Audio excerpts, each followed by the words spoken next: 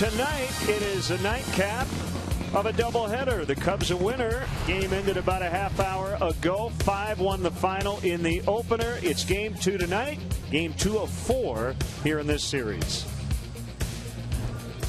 And great to have you with us. Part 2, Cubs baseball here on CSN. Jim DeShays and Len Kasper. Jake Arrieta was tremendous once again, and the Cubs will turn the ball over to Kyle Hendricks in Game 2. Kyle Hendricks, a solid effort last time he took the mound. This will be his first ever start against the Philadelphia Phillies. He is 6-6 now with a 4.08 ERA. We'll see another rookie here in the nightcap, Alec Asher, over from the Rangers in the Cole Hamels deal, making just his third start. Things have not worked out very well for him so far.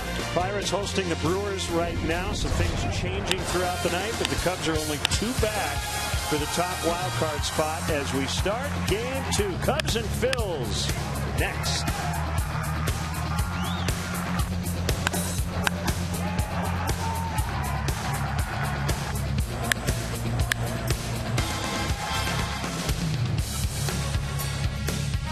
Baseball on Comcast Sportsnet is brought to you in part by your Chicago area and Northwest Indiana Lexus dealer, who invites you to test drive a Lexus today.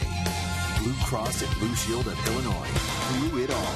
AT&T Uverse. Find out what's possible with AT&T. Call 1-800-PIG-ATT. Mobilizing your world. Ford. Check out America's freshest lineup at your local Ford store or at localfordstores.com. And by Southwest Airlines. Book your low fare now at southwest.com.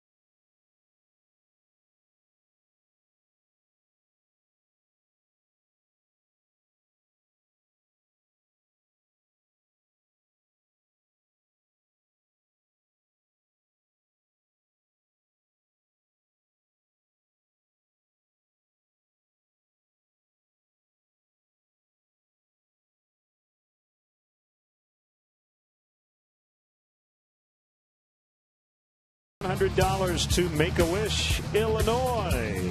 Straight up doubleheader. We haven't had one of these in a while. First time the Cubs have had a single admission doubleheader in 9 years. They won the first game 5-1. We just got the lineups for game 2. We were told we're going to start right now, but I think we'll be a few minutes late as they get the field ready. Yeah, it's a pretty quick turnaround here. Starting pitchers just making their way in from the bullpen. Fanatic's ready to go. He's always ready to go. And Dexter Fowler, the business there.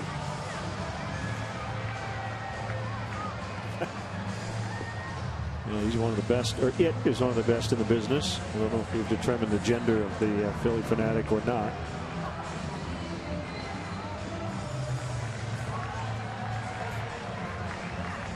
Yeah, Cubs are smiling as they grab their 81st win. So they will finish at least 500 and hopefully well above that for the first time since 2009 when they went 83-78. Cubs Southwest starting lineup. Dexter Fowler in center leads it off. Kyle Schwarber is in left. Chris Coghlan bats third and plays right. Anthony Rizzo first. Chris Bryant played game one, played left field. He will move closer to the plate at third. For the nightcap, Miguel Montero catches. Javier Baez in its second. Kyle Hendricks, the pitcher, bats eighth. And Addison Russell, the shortstop, will hit ninth. Joe, talking before the game, he really likes Baez and Russell in the middle of the diamond when Kyle Hendricks is the pitcher, and as he is here for game two of this doubleheader. He's a high ground ball guy, and he really likes those two guys in the middle of the diamond. So they are tasked with that tonight. And again, we take a look at our pitching matchup. Kyle Hendricks trying to go a game above 500. He has pitched to a 4.08 ERA. And Alec Asher, 23-year-old right-hander, big guy, 6'4", 230, and he'll be making his third start.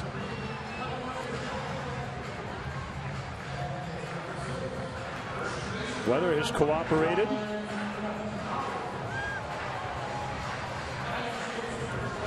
Jake Arrieta cooperated. Helped out the bullpen. Well, that's huge, isn't it? When you get 8 innings from your starter in game one of a doubleheader. I know you have September rosters, but you don't have to use any of the guys you might want to use late tonight. You got to lead late in this one, and you want to use the guys you typically lean on in high leverage situations. You don't want to have them have had to work in game one. So Arrieta proving his value yet again with 8 sterling innings here in the first one. Justin Grimm finished it off. If Justin didn't throw that many pitches, would probably be available in game two. So the Cubs now within 2 of the top wild card team in the National League, the Pittsburgh Pirates. And at last check, they were trailing Milwaukee. It's now 2-1 as they play the 4th inning at PNC Park. Now they've actually taken the lead. 3 runs in the 4th inning as Chris Stewart just gave the Pirates the lead 3-2 in that one.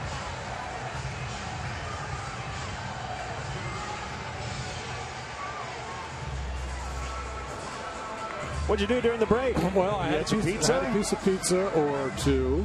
Did you have dessert? Did not. I had dessert after a pregame meal for game one. When you work a doubleheader, you definitely have to have an eating plan. It can be a real mess. Alexa's starting pitcher is Alec Asher. Our first look at the Lakeland, Florida native. And big guy, he came over from the Rangers in the Cole Hamels deal. Preseason rated number 13 by MLB.com in the Ranger organization in terms of his prospect rating. So he's been knocked around pretty good in his 2 starts. One of those here, his very first one, was against the Padres here in this ballpark. He went 5 2/3, allowed 8 hits, 4 runs. And then last time out a few days ago at Boston, he worked 3 2/3, allowed 8 hits, 7 runs. In between games, by the way, we had a very moving ceremony on the field. This is the 14th anniversary of the September 11th attacks back in 2001. And on-field tributes throughout Major League Baseball this evening. Part of baseball's ongoing effort to honor those whose lives were lost and affected in that tragedy. And on-field personnel, players, coaches, umpires wearing caps with a side patch of the American flag. And all proceeds from sales of these caps will be donated to the 9/11 Memorial and Museum, the Pentagon Memorial, and the Flight 93 Memorial.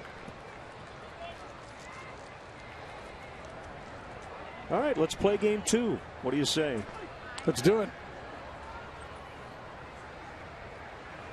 Dexter Fowler fouls away.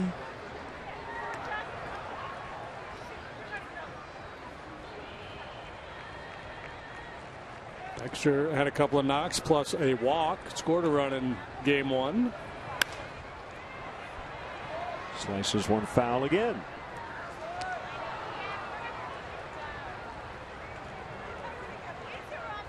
I want to welcome all our viewers on Reynolds Cable in Reynolds, Illinois.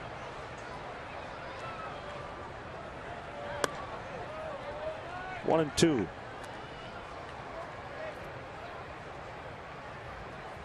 Asher fastball, slider, curve, and a change. Doesn't use his curveball much, or at least he hasn't in his first couple of starts. Popped up. Caught by Ashby. So Asher and Ashby are in the lineup. No Ashby, as we said. No Ashburn. No Ashburn, right. Looks like Asher's got a nice scar on that elbow. He had Tommy John surgery when he was 14. I don't know if we can get a shot at the inside of that right elbow.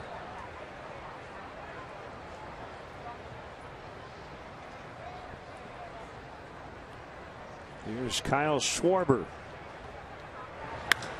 He drills one toward the 409 marker, and it will go up on the pavilion. Oh man, he crushed it.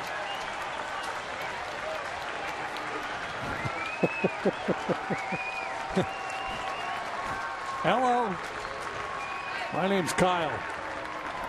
I hit the baseball hard. If you recall his last game, it was after he'd been out a while. And he punched out 4 times against the Cardinals the other day. This is his first swing here tonight. He appears to be back. Number 14 for Kyle Schwarber.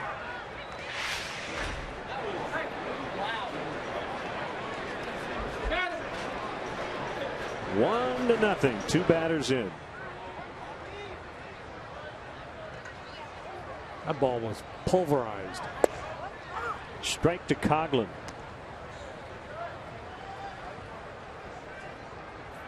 He's got the tattoo. I got it. Okay.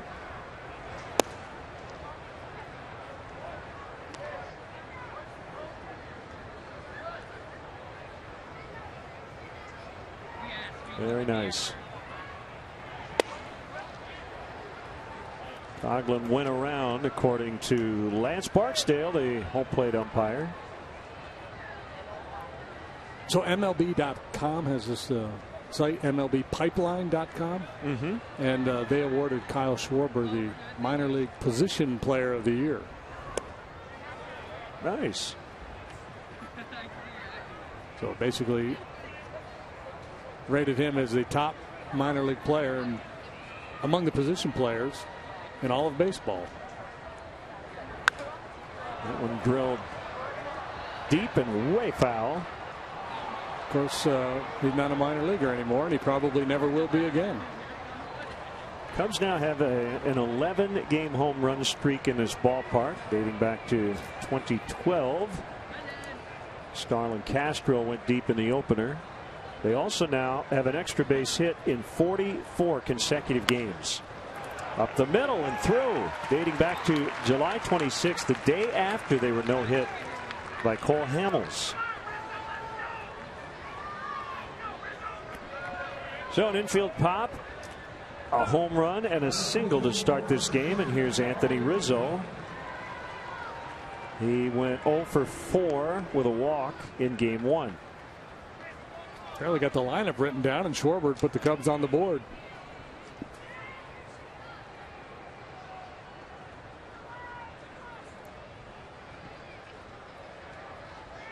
Yeah, this just brings back memories. It's, as I said, it's been a while since we've done the traditional doubleheader.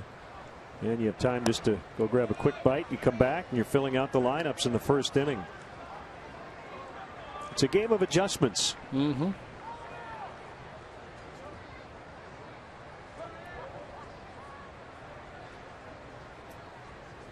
We always talk about it, one day at a time. Well, it's one day, but 2 games. A slide step and a strike. And despite the hurried pace between games, the players would prefer to do this and play those split doubleheaders. No doubt.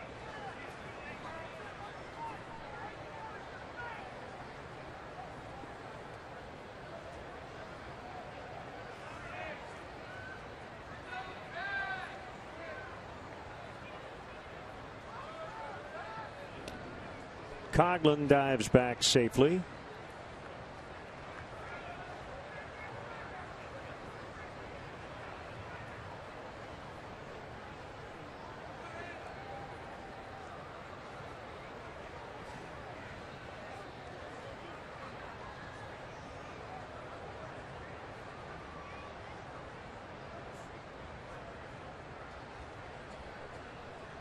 There it comes.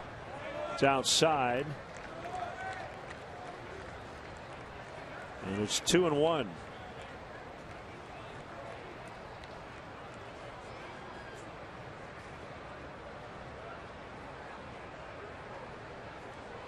So StatCast had the Schwarber home run at 448 feet. Left the bat at 108 miles an hour.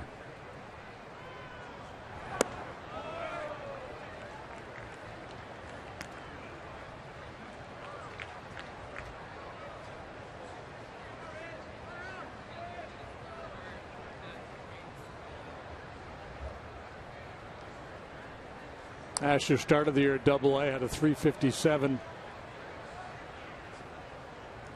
ERA. Did not have a lot of success at AAA. He just walked Rizzo.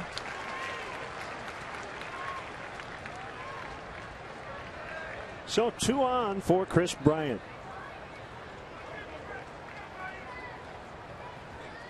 He had the go-ahead and ultimately the game-winning RBI double in the 5th inning of Game 1. Fowler singled with 2 outs. Cubs were down 1-0. Austin Jackson then doubled him home to tie the game, and Bryant doubled in Jackson. Pick up his 87th RBI. That is a new Cubs rookie record.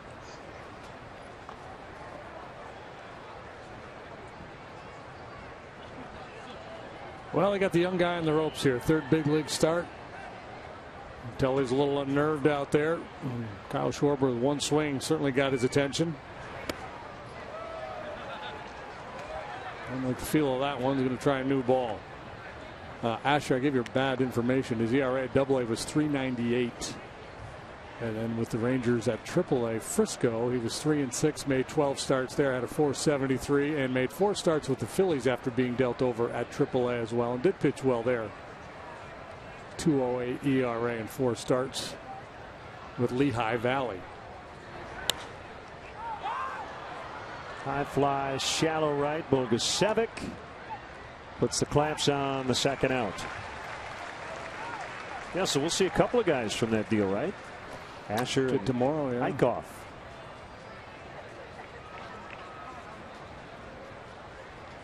Eight players total changed hands. Diekman, the reliever, went to the Rangers as well as Cole Hamels. Matt Harrison, the veteran, came over here, but he's got back issues. I think that was mostly a money consideration, that part of the deal. There's Miguel Montero. We saw David Ross in Game 1.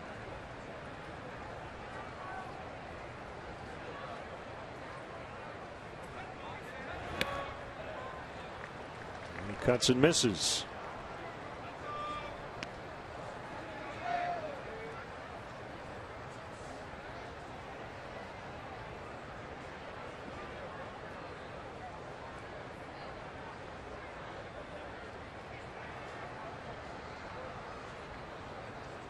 Montero went 1 for 8, scored a couple of runs, knocked in 1 in the St. Louis series. 15 home runs on the year. Outside, ball one, 1-1.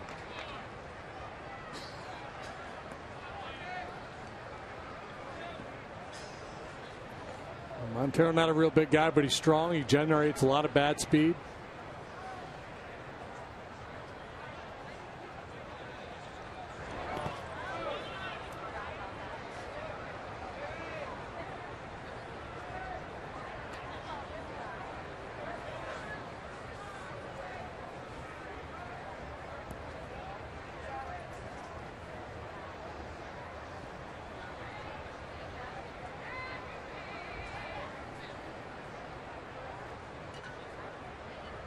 Asher went to a couple of different community colleges in Florida, Santa Fe in Gainesville, and then Polk, P-O-L-K, Community College in Winter Haven. His dad is the public address announcer at Joker Marchant Stadium in Lakeland. That's the spring training home of the Tigers and the Florida State League team as well. Been there many times. I never have. You need to go there. I'd like to, yeah. It's been there a long time, hasn't it? 2-1. Cubs lead 1-0 on the Schwarber blast. I believe the Tigers' affiliation with Lakeland is the longest in baseball, isn't it? Sounds right, yeah. Dodgers may be on Vero Beach before they moved. But, yeah, they've been there forever. Well, there's a big pitch coming here. They're loaded. Bases loaded for Javier Baez.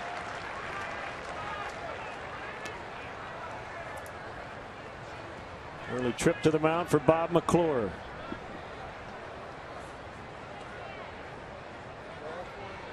Carlos Ruiz, the veteran, caught game one of the doubleheader, so he was out there with the rookie Morgan. Now the youngster Rupp is back there in the nightcap. Our AT&T UVerse multi-view. Always good when you can break out the multi-view in the first. Especially at the top of the first. Yep.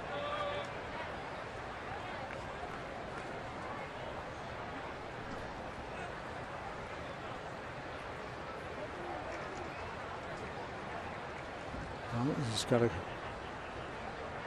not get too giddy here if you're Baez. Big situation. You know you want to do some damage with the bases loaded, but you got to make sure you get a good pitch.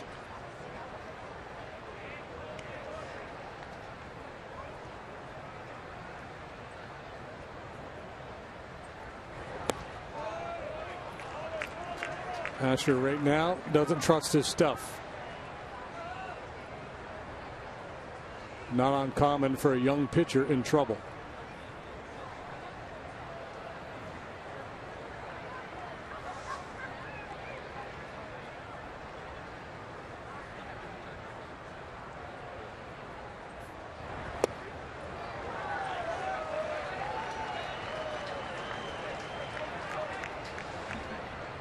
Well, Schwarber almost hit one into Tony Luke's two-stick place out in left center. I think Baez was trying to hit one to Gino's, which is not in the ballpark.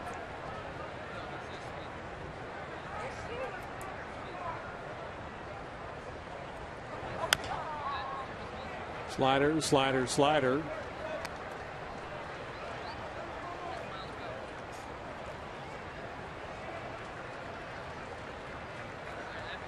And I don't know. I can't get into Javi's head, but I think a hitting coach would say, okay, what's your game plan? Are you looking to hit a slider in this at bat?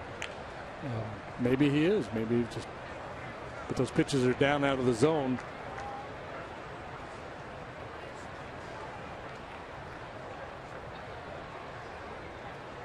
One and two, the count. Bases loaded, 2 outs, a pitch. He's trying to get him to chase that one again. He would not that time. Cameron Rupp with the block.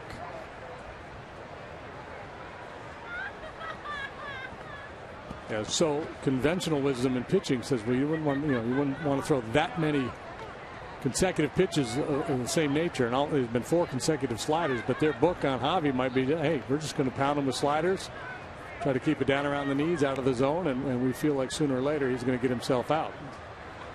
We'll see if they change their philosophy here. To the plate, and he got him. Well, beat him in the zone with it. So they leave the bases loaded. Kyle Schwarber, before that rally, on the first pitch he saw tonight, plucked one out of here. It's 1-0 Cubs. Phillies coming up.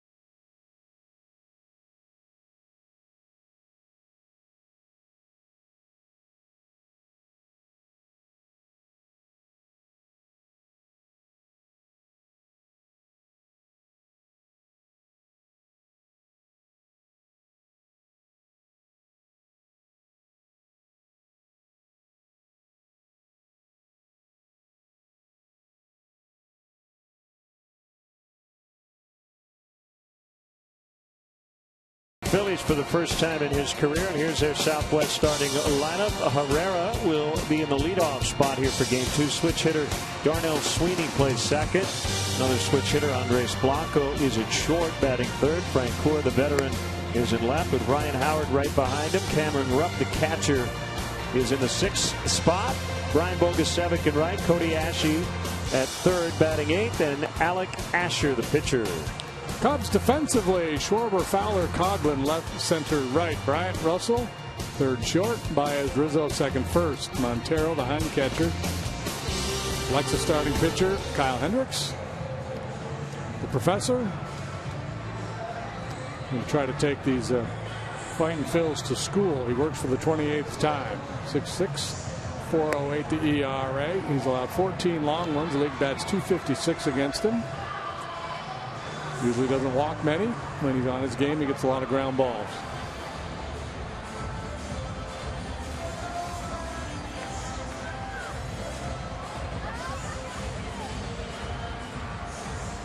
Hendricks has walked no more than 3 in each of his first 40 career starts. That's the longest stretch by a Cubs starting pitcher to begin his major league career since at least 1914.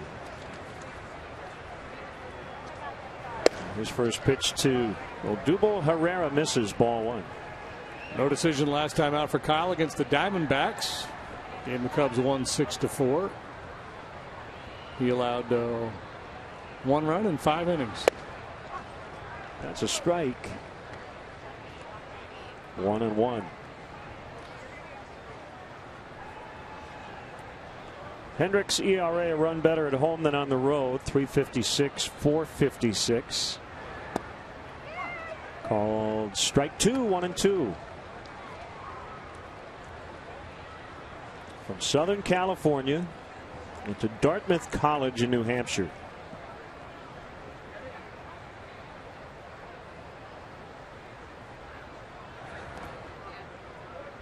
.13-8 lifetime with a 3.52 in 40 starts.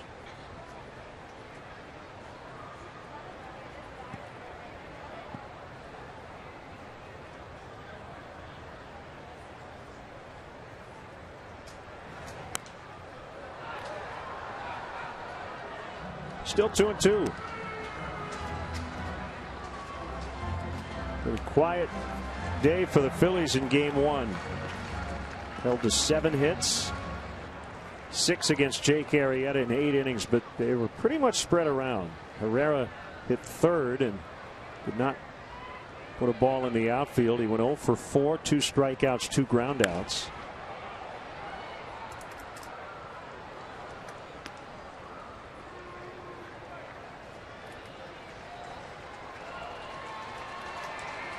See, like in concerts or stage shows, the headliner usually goes last. Here, Hendricks has to follow Jake Arrieta. That's not an easy assignment.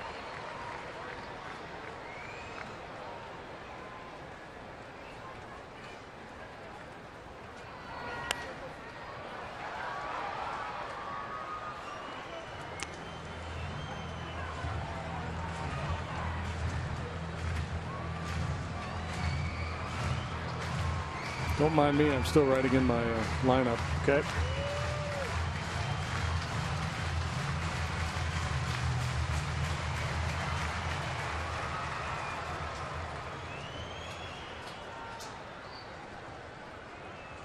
You just tell us when you're ready. Yeah, it would work better if I actually had the right lineup sheet. I had game 1 in my hand. I said, that's not right. You need one? No, I'll put it in. I got one here. Okay. I'll put it in as they come up to hit. Now I got the right one.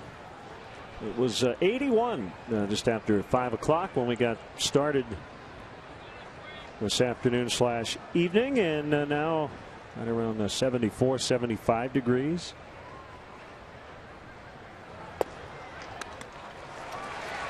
Ooh, style points on that walk. Herrera excited to take that walk. He's got some flash in his game.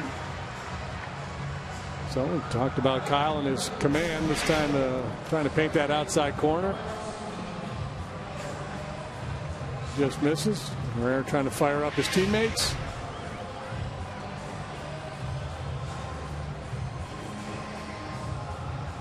Herrera, Sweeney, Blanco, Francoeur, the first 4 here for the Phillies. Here's Darnell Sweeney. It was a 9-pitch plate appearance for Herrera, and ball 1.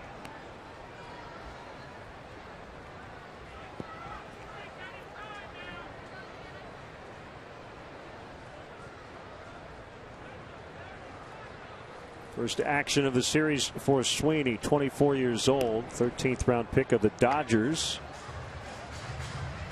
2012. And came over in the Chase Utley deal on August the 19th to the University of Central Florida.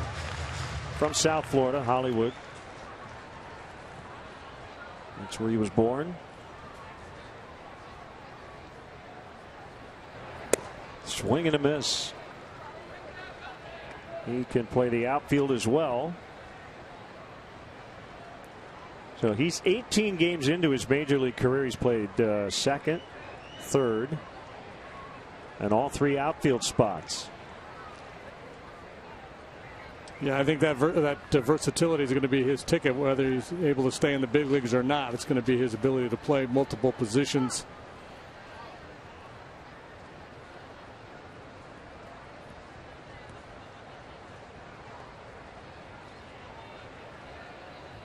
Got a little speed, some on-base skills. I mentioned a switch hitter.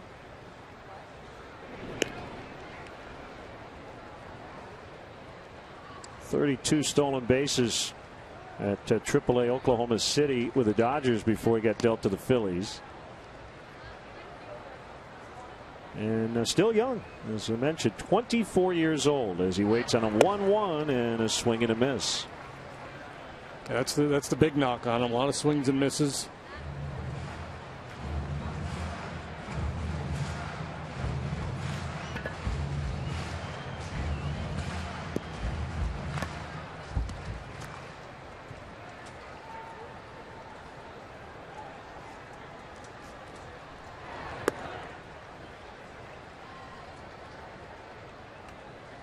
Two and two on him. Blanco is on deck.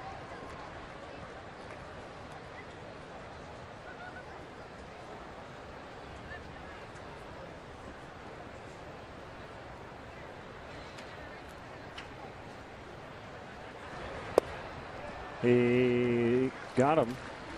That's the first out. Sweeney strikes out.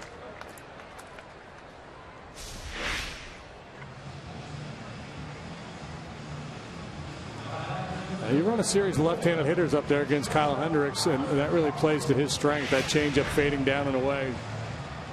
Maybe his best pitch. His best asset is probably fastball command, but that changeup is probably his best pitch. So Andres Blanco batting third. Maikel Franco has been in the spot more than anybody else in their lineup this year, but he's currently injured. That goes 6-4-3. Russell Baez, Rizzo. The inning is over. 1-0 Cubs after one.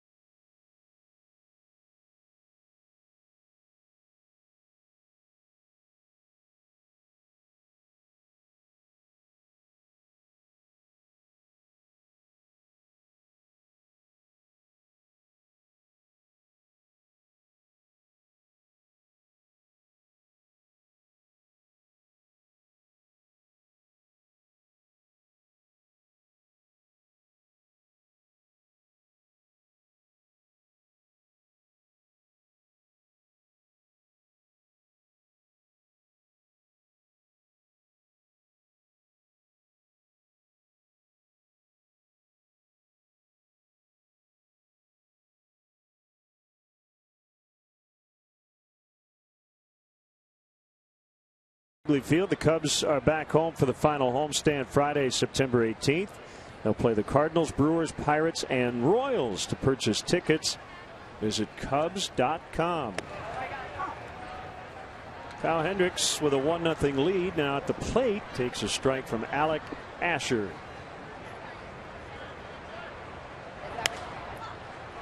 Popped up, shallow center. It's the second baseman Sweeney, and he's got it.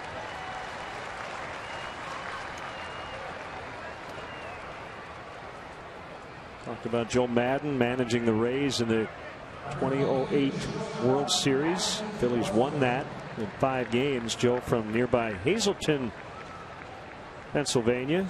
It's about 2 hours north of here, and I guess a big group of kids in attendance here tonight. From Hazleton, Russell flies to Bogasevic. There have been a ton of stories written about Joe and how interesting and worldly he is. He does a ton of charity work back in his hometown. He cares about a lot of things. A lot of times in baseball, you hear about my family, baseball. Well, for Joe, it's family, it's baseball, and it's all kinds of other stuff. He cares about people. He's very connected to where he grew up, and you have to give him a lot of credit for a lot of work back there. Not forgetting where he came from.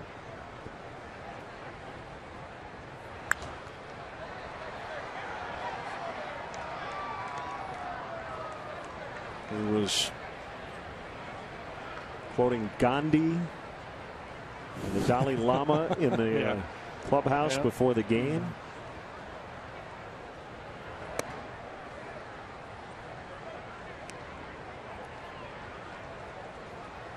The word among many adjectives I would use to describe Joe, is curious. He likes to learn stuff, and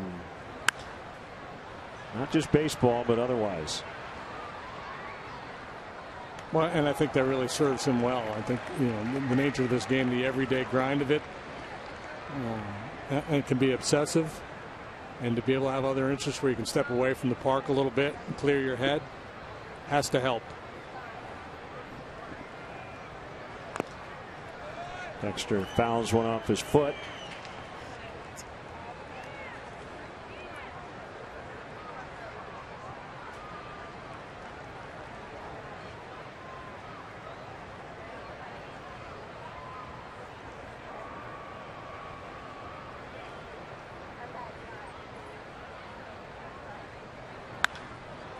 Line fair inside the chalk.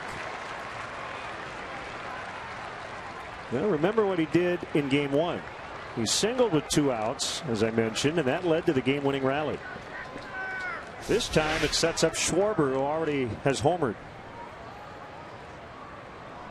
Yeah, all over that fastball from Asher, a hooking drive into the right field corner. And we'll see how aggressive they are here with Schwarber. I would really be surprised to see a first pitch heater here the way he jumped on it last time.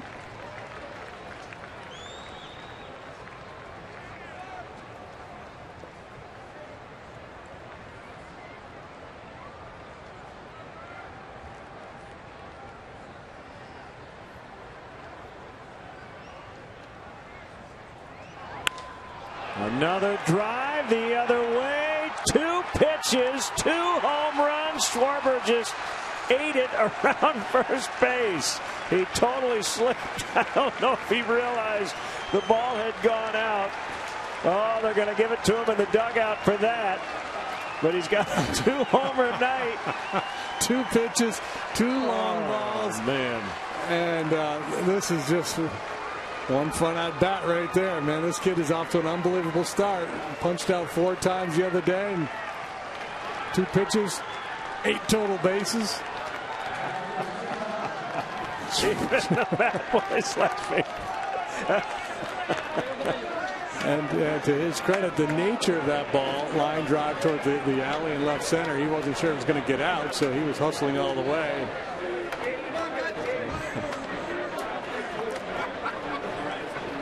When the bat boy's giving it to you, yeah. When you come in, you know it's embarrassing. He'll take it though. And well, that's just, you know, what's smart hitting, right? Because, you know, first pitch fastball, and he goes deep for the very first pitch he sees. So he's up there thinking along those same lines. They're not going to throw me a heater here. Throw him a get over slider, crushes it, calls himself. He looked like Belushi out there.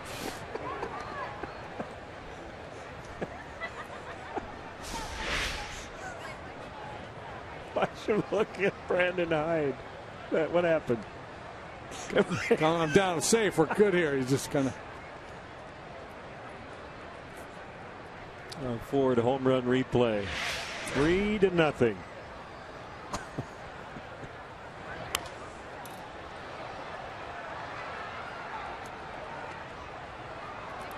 Just after we gave Bryant the Rookie of the Year.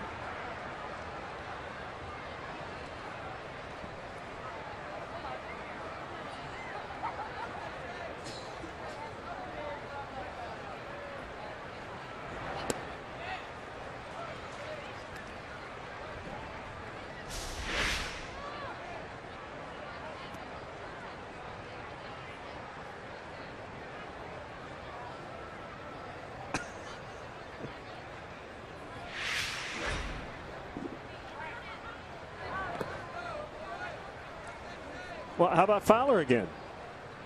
Yeah. Got to give him some credit, keeping the inning alive. Guy behind him drives him in.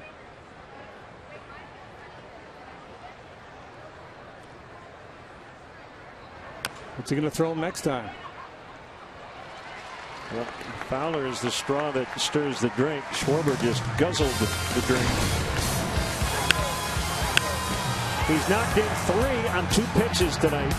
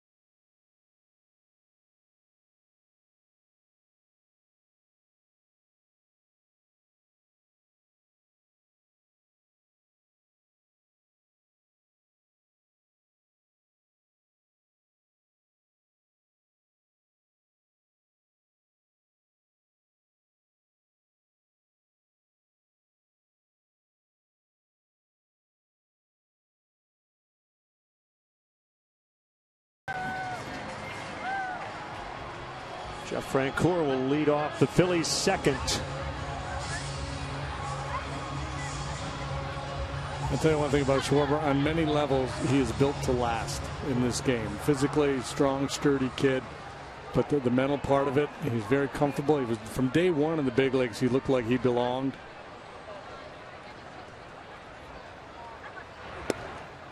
He's a guy who's going to be real popular with his teammates throughout his career because he's such a good professional, and he clearly has a light side.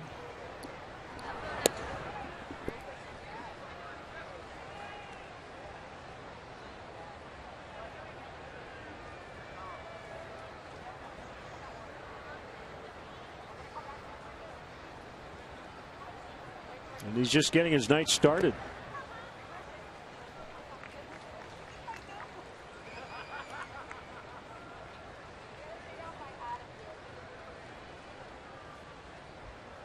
One and two on Francoeur. Changeup. Rizzo will go get it. Hendricks on the bag. Anthony was busy in game one. Chatting with Baez there because Anthony, a little hesitation before he broke on that one. Wasn't sure whether Baez was going to be able to make a play on it or not. So he just spin, accurate throw to Hendricks for the out. Tough goal for Ryan Howard. Goal for his last 33. Pete McCann sticking with him, starting both games of the doubleheader.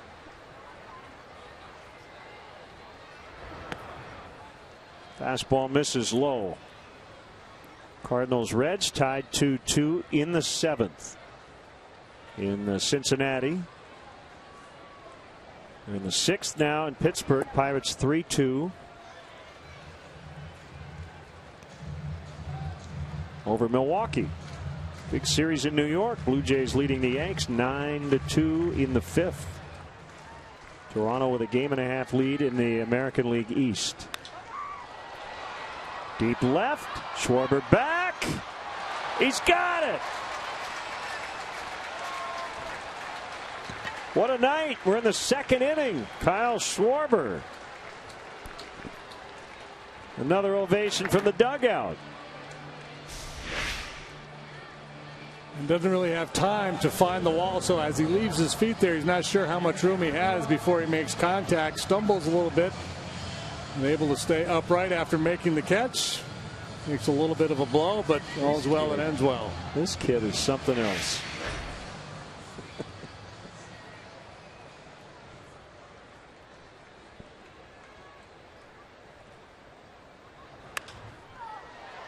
Cameron Rupp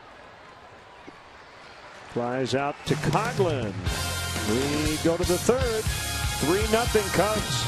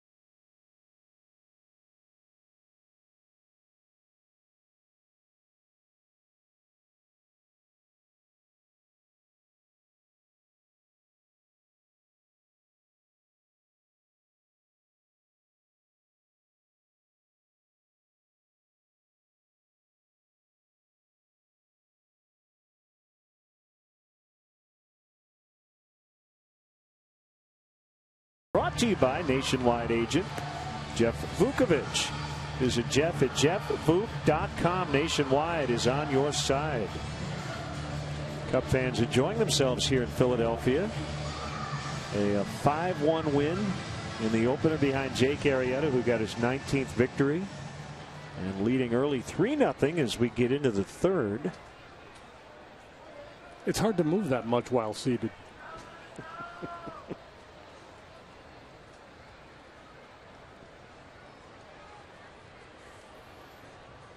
Shift down for Rizzo.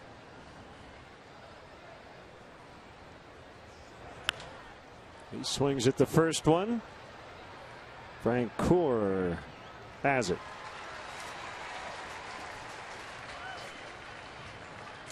Here's your chance to throw a first pitch at Wrigley Field through September 19th. Take part in the fight against cancer by helping raise funds for Lester, Madden, Mott, and Rizzo's foundations in support of pediatric cancer research and awareness. Top contributor from each organization will receive 2 tickets. Throw out a ceremonial first pitch at the game on September 20th. Visit Cubs.com/letsgogold for details.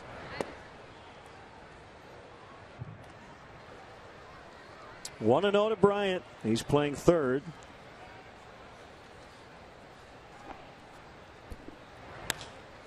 Fly ball center field. Herrera.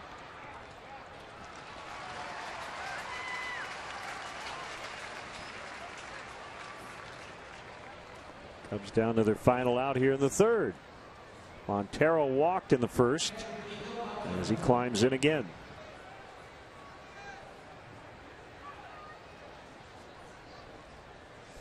Asher, drafted by the Rangers in 2012. First year in the minors, he pitched in short relief, became a starter the following year.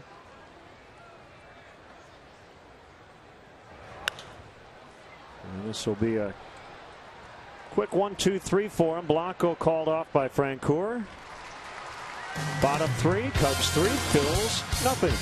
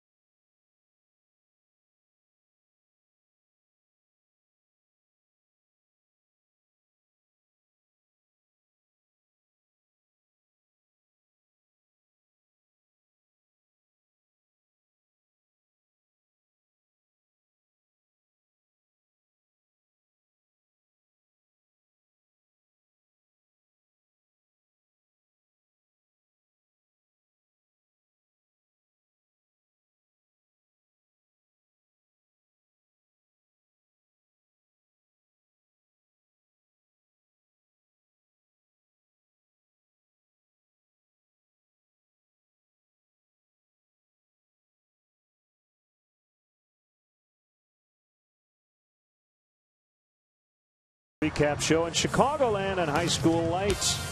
See how the #1 ranked Homewood Flossmoor Vikings fared on the road, plus scores, highlights, and reaction from around the region. Watch High School Lights tonight at 11 on Comcast Sportsnet.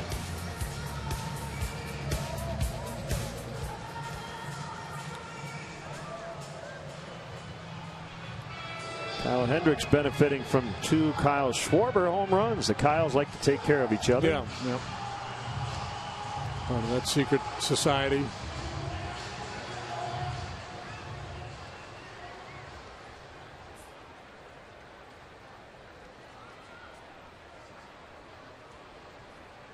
Bogusevic, the ex-Cub, Ashe and Asher here in the third inning. One base runner for the Phillies. That was a leadoff walk in the first.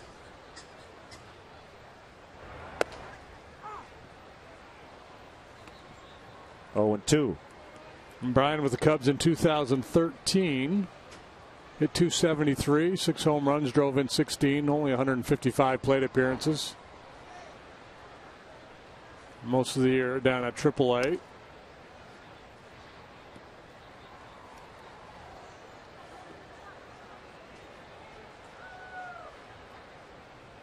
Cubs traded him to the Marlins after that season. He spent all of last year in the minor leagues. Lines one into center. It's dipping, and Fowler makes a sliding grab. Well, knuckle down him a bit. R.A. Dickey would love to get that kind of movement on his knuckler. That was funky.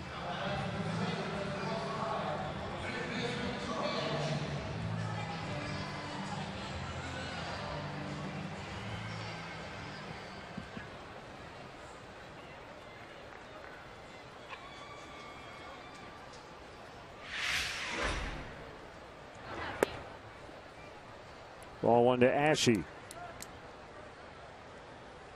1 for 3 with a walk. In game 1, he hit 7th. Batting 8th here in game 2.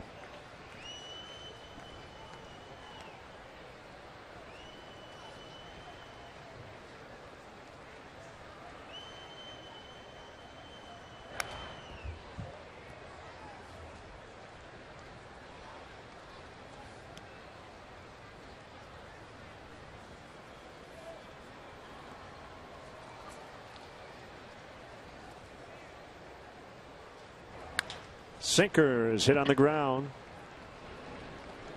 And Baez gets Ashe. 2 outs.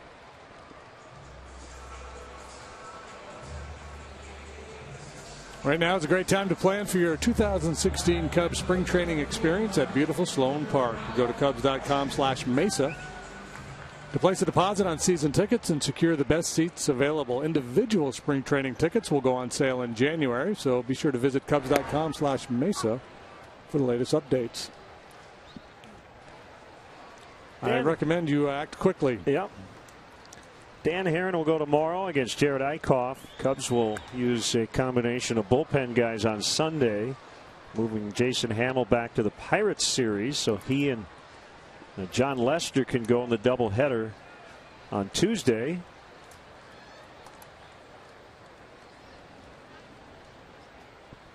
Cubs don't want to announce who's going to start on Sunday because it depends on their bullpen needs here tonight and tomorrow night.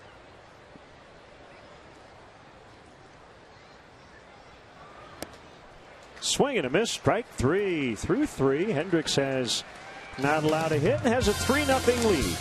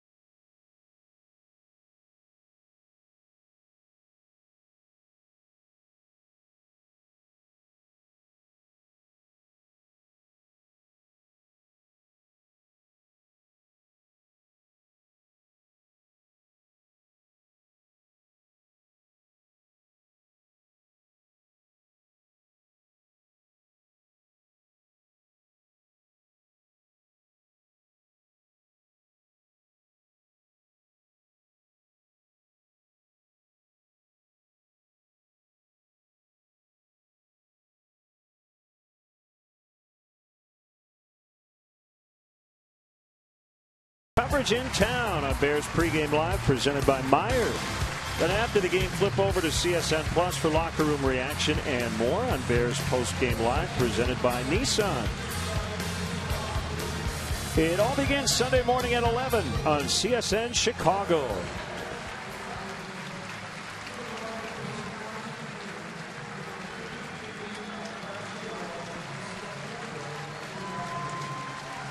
Three nothing. Kyle Schwarber has gone deep twice. He was due up fifth here in the fourth inning.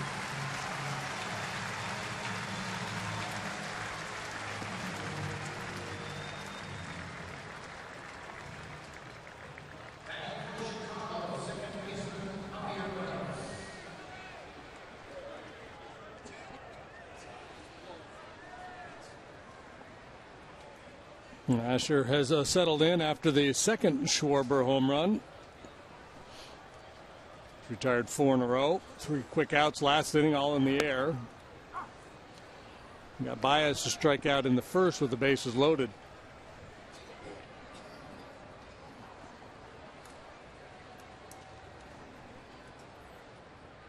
Going in and in off the plate.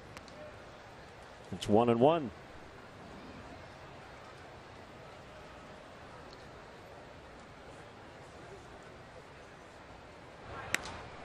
Out in the deep left center. Herrera. Nice running grab.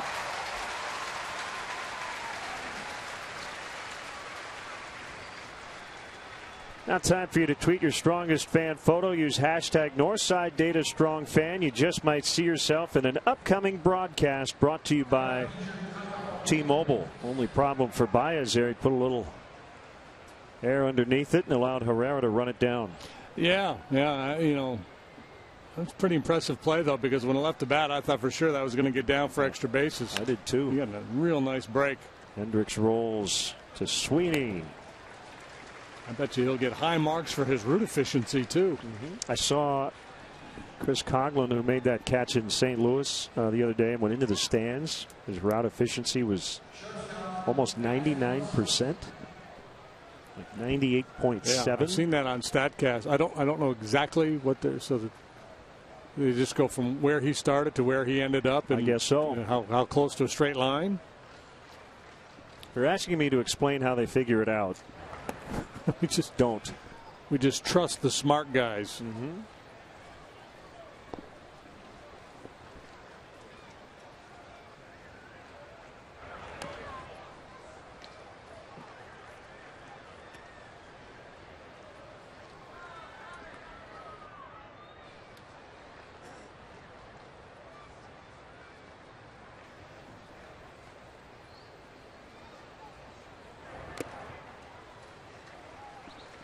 Foul tipped.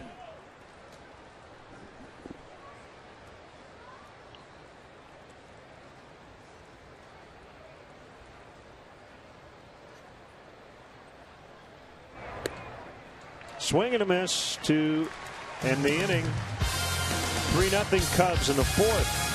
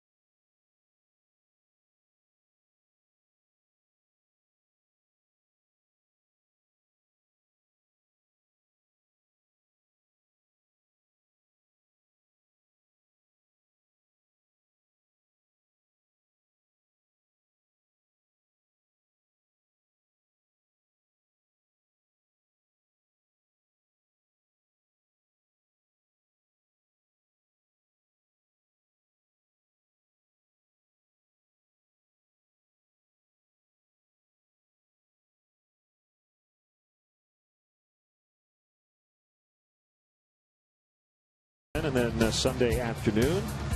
Much needed off day on Monday. Day night doubleheader on Tuesday. Both games on CSN. And then we are back home against St. Louis, Milwaukee, Pittsburgh, and Kansas City. Final homestand of the year.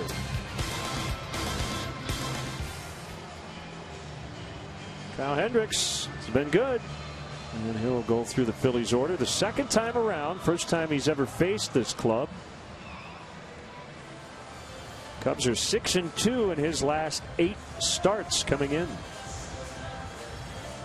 Meanwhile, Alec Asher has sent down 7 in a row since the second Schwarber home run. They might just intentionally walk him just in the next inning. Bring somebody else in to pitch to Schwarber and stick Asher out in the outfield for a hitter. Strike one on Herrera.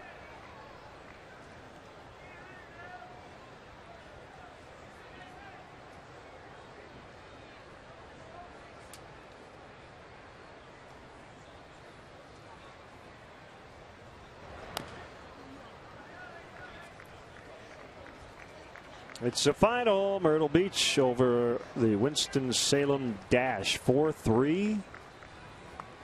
So they're going to the Carolina League Championship Series. Be playing for the Mills Cup. Is that what they call it? Yeah. Jorge Soler played in that game for the Pelicans. And let's see what he did. He went 1 for 2 with a double, a walk, and a run. Did not play the whole game. That will get into the left field corner. The Phillies have their first hit. And it's a leadoff double by Herrera, the only guy to reach, and he's been on twice.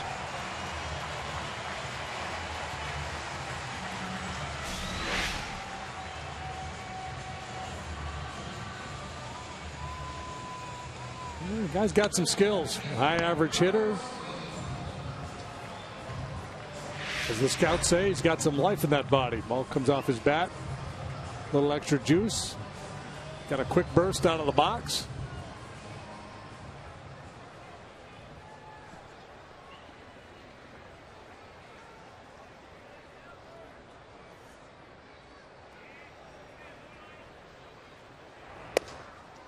Gleyber Torres with the South Bend club was named the Midwest League Prospect of the Year.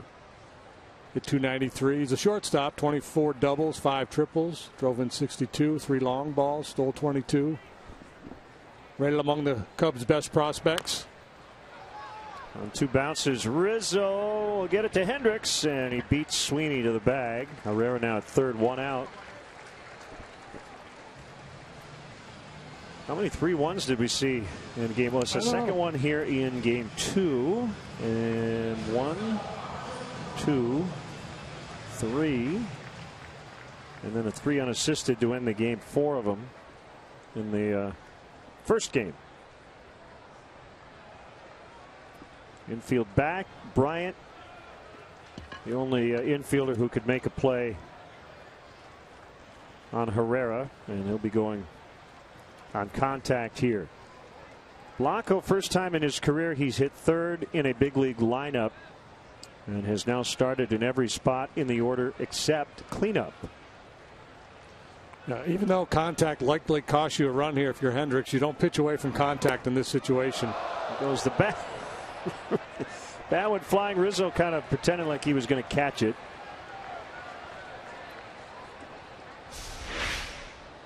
I think Anthony asking Ryan Blackney, if I catch it, is he out?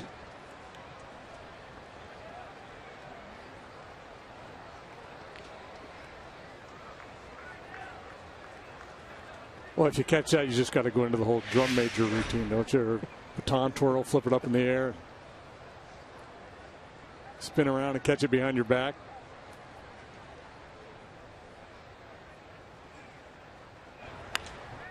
That will get the runner in, I think. Yep, Baez is playing back, so he's got to take the play at first. Herrera in, it's 3-1. And Baez was tempted to try to make a heroic play there, but he did the right thing. don't think they had a legitimate shot at Herrera, and you can't afford not to get an out there. That's why you play the infield back. You're conceding the run to make sure you get an out. Now, if you approach that ball and he stumbled or got a late break and you clearly have a play on him, by all means, take it.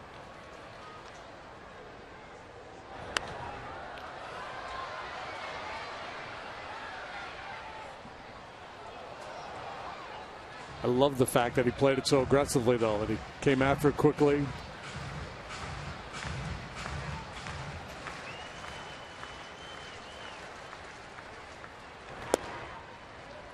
Sinkers off the plate outside.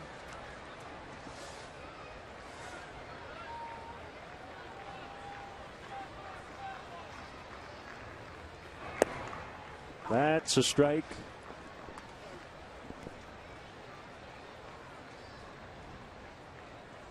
Hendricks working with a very good pace tonight, as he normally does. Helps that there haven't been many runners. Francora, an Atlanta guy who broke in with the Braves in the mid-2000s. Brian McCann. There was a couple. At least one other guy, right, from that area. That Wayne Boyer, part of that group. Hayward came later, right? Yeah. Swing and a miss on a pitch in the dirt. We will see Kyle Schwarber get his third try tonight. He's homered twice on 2 pitches already.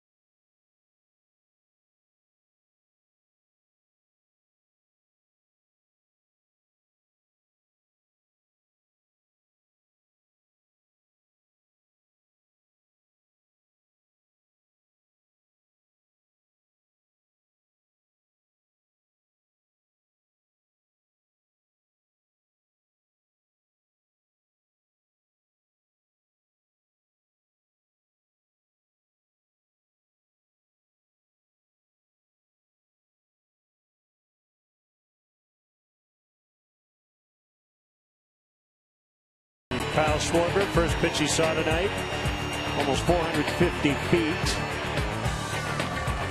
Second at bat, first pitch, gone. Why not trip on first base for fun too?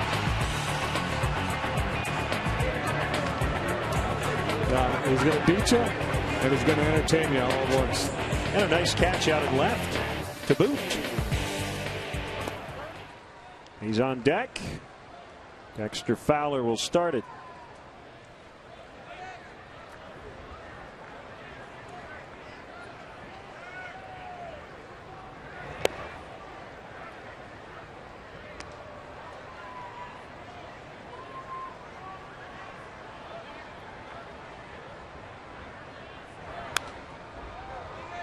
One and one.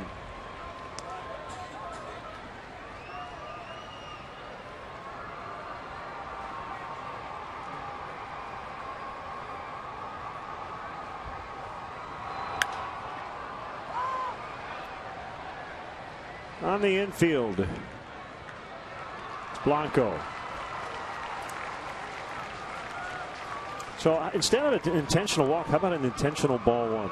Just stand up and just, all right, we're going to at least get one in there without him swinging. Just bounce one like 6 feet in front of home plate.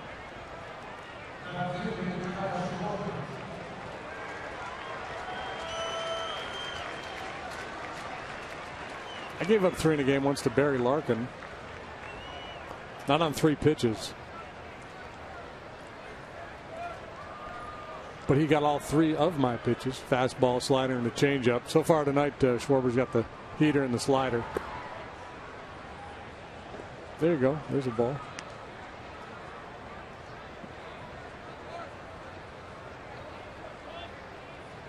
Here comes the change. Now with a lot of conviction there. Understandably.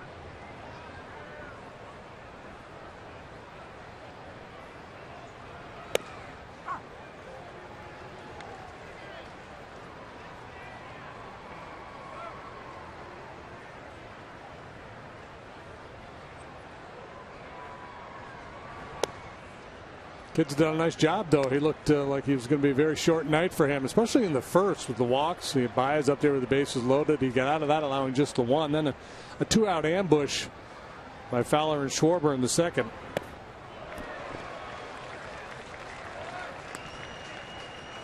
We should know Schwarber came back after about a week layoff to get in the lineup Wednesday afternoon. He went 0 for 4 with 4 strikeouts.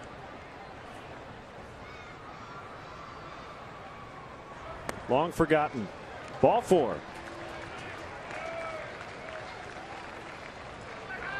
Cub fans, let's go. Don't miss your chance to catch the best matchups in baseball. Reserve your place in line for history in the making. Join the season ticket holder waiting list. It's easy, free to register. For details, visit Cubs.com/waiting list.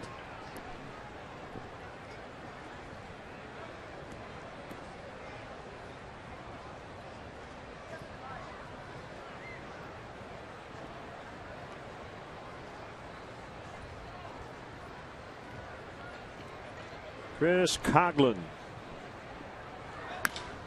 drives that one out into deep left center. Francoeur's not going to catch it.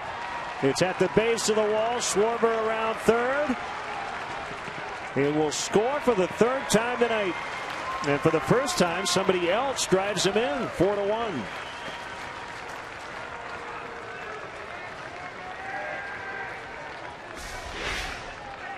Well, Schwarber laid off that 3-2 slider, worked the walk, and then allows him to score on the double by Coghlan. Yeah, he can scoot. Good tight turn at third base.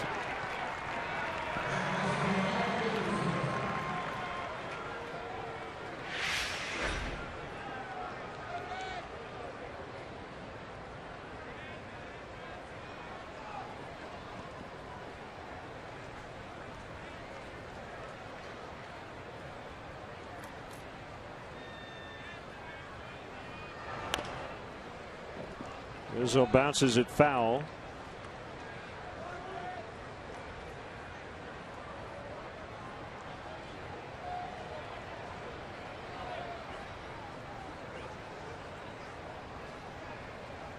Two hits for Coghlan. Well, how about the lefties who sat out game 1? Schwarber 2 for 2, 2 homers, 3 RBIs, a walk, 3 runs.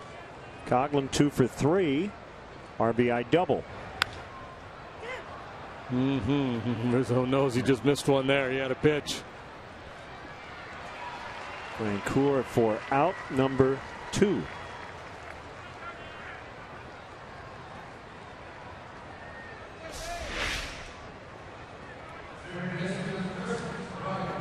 Backdoor slider, outer third, up a bit.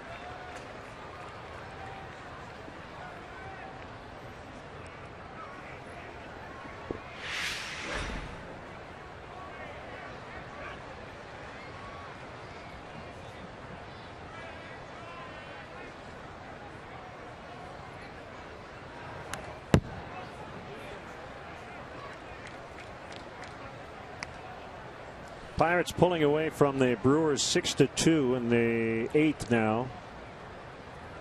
Trying to hold off the Cubs. Right now, a 2-game lead for the top wild card. Cubs added a half game to their lead for the second wild card. 9.5 up on the Giants and 10 ahead of the Nationals, who are down 2-1 late in the ninth at Miami. Deep center, and it's going to go. Bryant to the back, of the batter's eye. Oh my. A 2-run shot, and it's 6-1.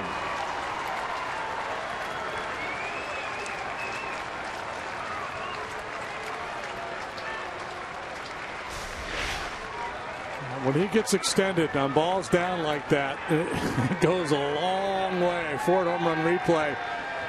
Man, gets those hips turned and hit that back wall. Yeah, off she goes.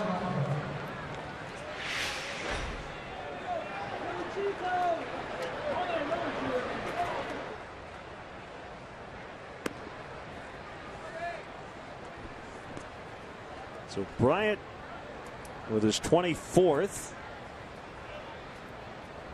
Seems to be well on his way to a 100 RBI rookie campaign. He's now driven in 89 on the year.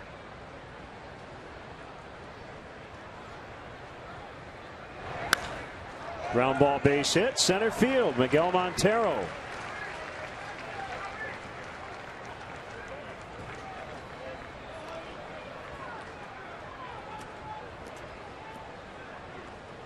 Nothing going on in the Philly bullpen yet, but as I say that, somebody's starting to move around out there.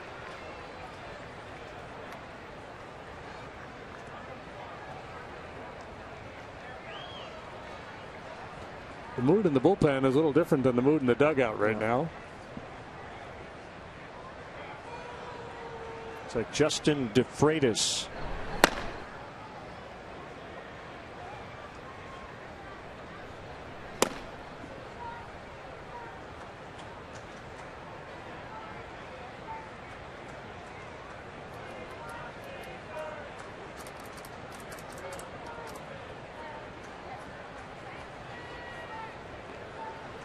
Mets leading in the 7th, and Atlanta 2-1. So their lead could go to 8.5 in the East if those two scores I just referenced hold up. Mets leading Atlanta, and Miami ahead of Washington late. In Cincinnati, it's 2-2 in the 8th, and I think they're in a rain delay. Yeah, they got rain. Big showdown in the Bronx this weekend. Jays and the Yankees for AL East supremacy. Toronto leads 9-5, top of the 7th. Donaldson has hit his 38th. Smoke is 15th. Martin is 18th. Encarnacion is 31st. Gregorius has homered for the Yankees, his 9th.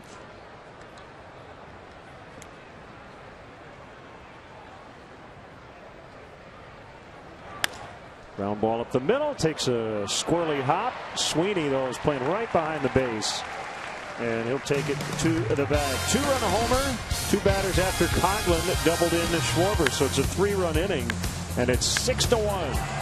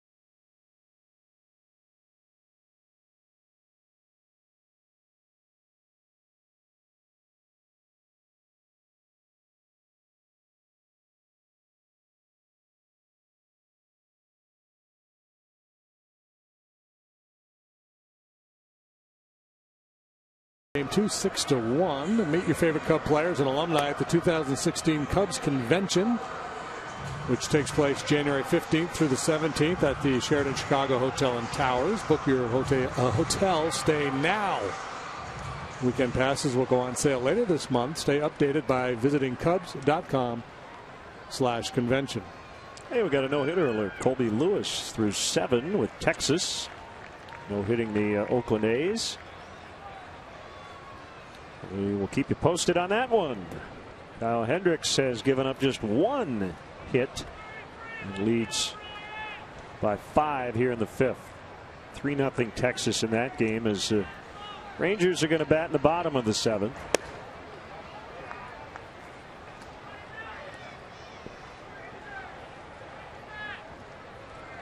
Two 2-0 to Howard.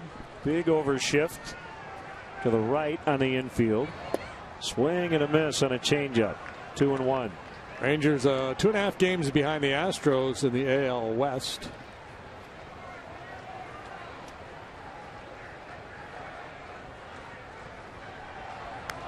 By the way, do not listen to people who talk about pitching into a shift. With all the shifting that goes on, you occasionally hear conversations about, well, can a pitcher pitch to the shift? No, pitchers pitch, hitters hit, you shift accordingly. Yeah. So sometimes you'll see, Hendricks in a situation like this try that change up toward the outside part of the plate, and someone may say, well, wait a minute, you're playing him to pull. Why would you throw him that pitch? Because when Ryan Howard hits ground balls, generally he hits them to the right side against everybody. Yeah, regardless of the nature of the pitch.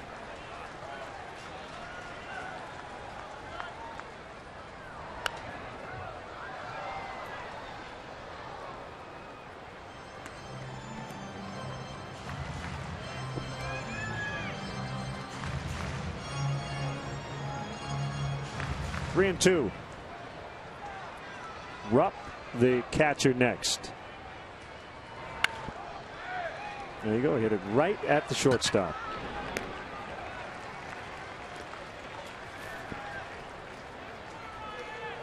Yeah, and if you look at a spray chart for him, I'm guessing you're not going to see a lot of balls on the ground in that, even in that position. Yeah. See where they got Addison positioned, so he's right there.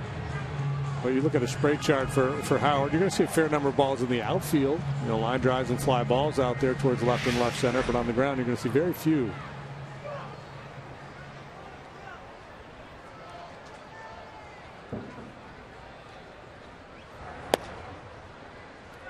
Kyle in the proverbial rocking chair now. Gets it and goes, wasting no time.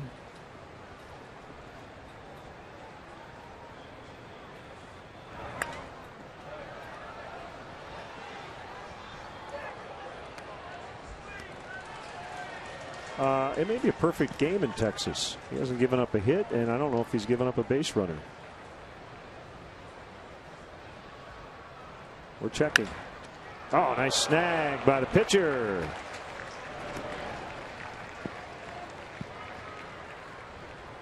Yeah, it's perfect through 7.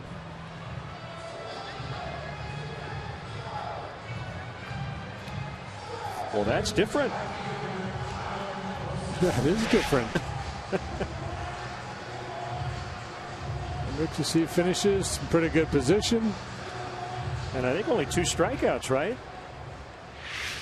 So there have been a lot of balls in play in that game.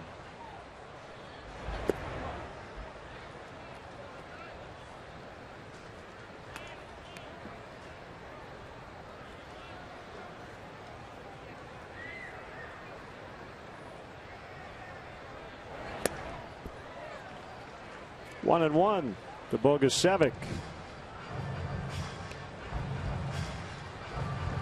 Bogusevic signed by the Astros out of Tulane University as a pitcher. He was a two-way player in college. He was a first-round pick.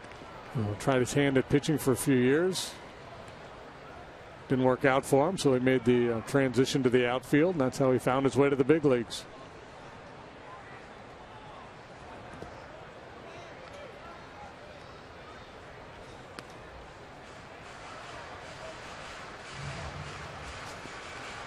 His brightest moment as a big leaguer, probably the grand slam he hit against the Cubs in Houston, what, 3 or 4 years ago. An ultimate grand slam. The Astros were down 3, and he hit a walk-off grand slam.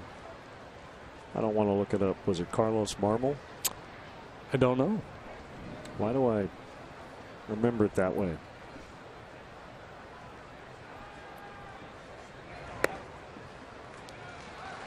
And he walks.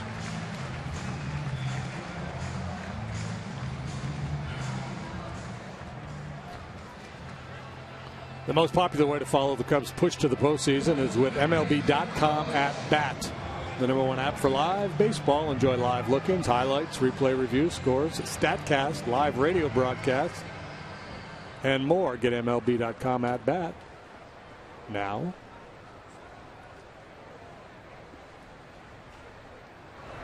So is that an official term, the ultimate grand slam? Or did you just... No, I've seen that. I don't know if it's an official, but I've seen that term before. That's the down 3 to win a game? Let's see. Yep, it was off Carlos Marmol. Ashe into the corner. Bogusevic will be sent, and the relay throw will not happen. 2-out rally here in the 5th, 6-2, as Ashe drives in Bogusevic.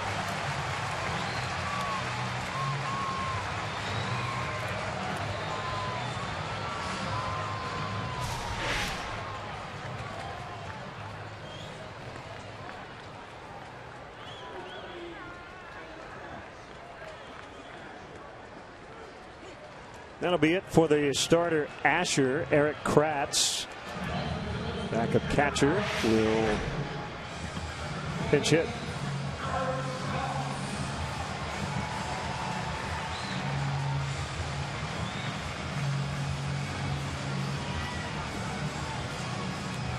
Rough go for Asher. He had trouble keeping the ball in the ballpark. 3 homers in 5 innings.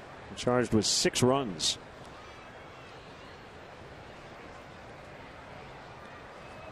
Well, Asher just getting a taste of the major leagues, and sometimes that can be a bitter taste.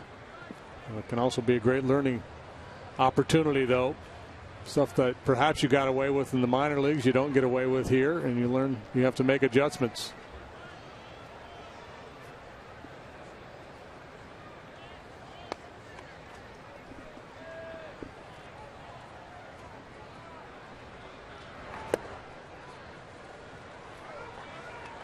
Ball 1 to Kratz.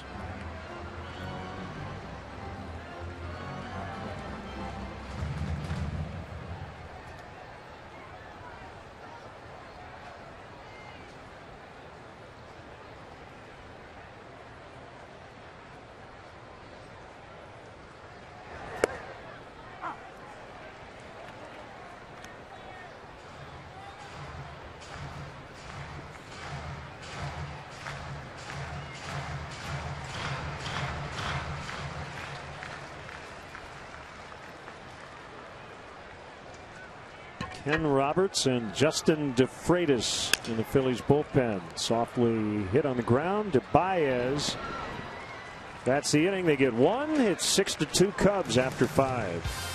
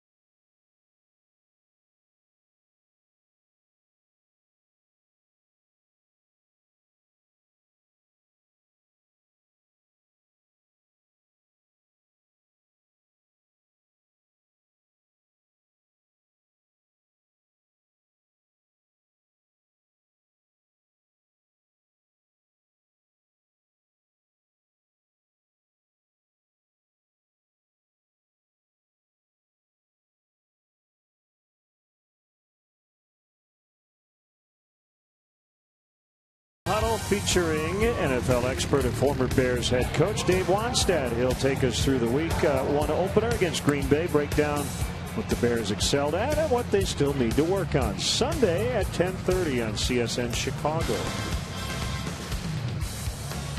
Good luck, Bears. It's a tough assignment opening week, the Packers. Freitas has been on the scene here for a while now, since 2011. This year, not having his best season with an ERA approaching 6. Throws a lot of sliders. That's not one of them. That was a fastball.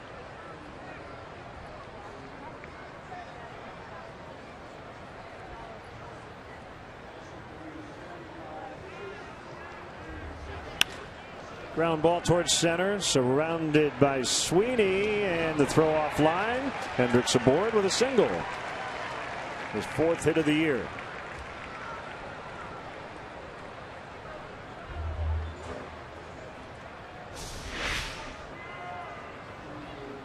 Oh, an error. Okay.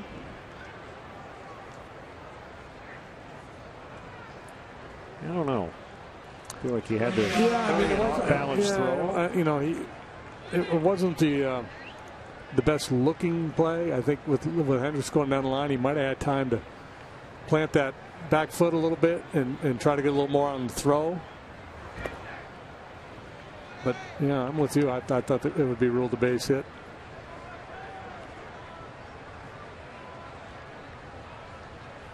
One strike to Russell. He had a 2-run double in the 6th inning of Game 1.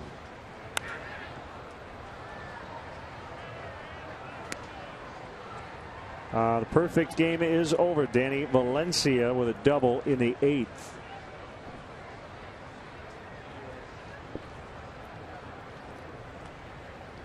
So Colby Lewis, leading 4-0, has given up a hit.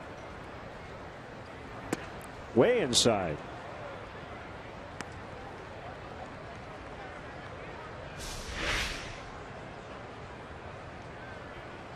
Two-seam chaser.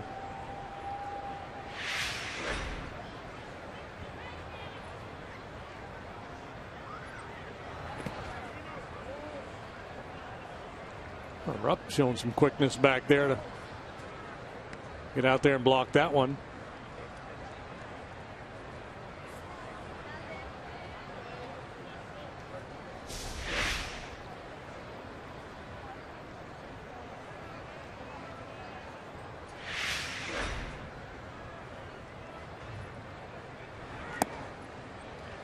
Swing and a miss for strike 3.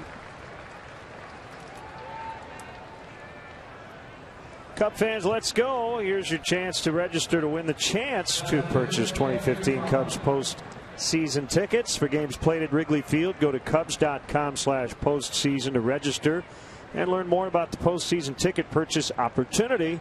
Cubs will conduct random drawings from among eligible fans who successfully complete the registration form.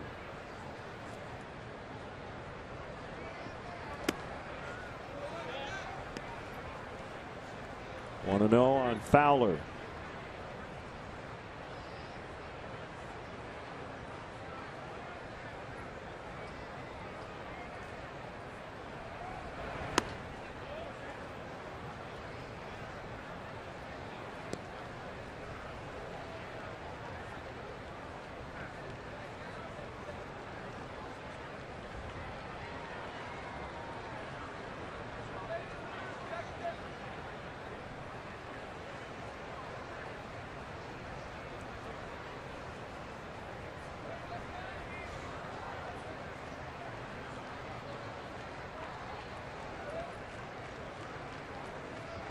A 2-0 on its way.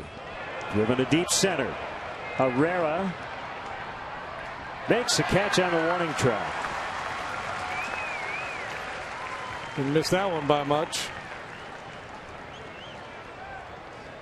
Dexter now 1 out of 4 with a 2-base hit. And Schwarber's going to see a lefty.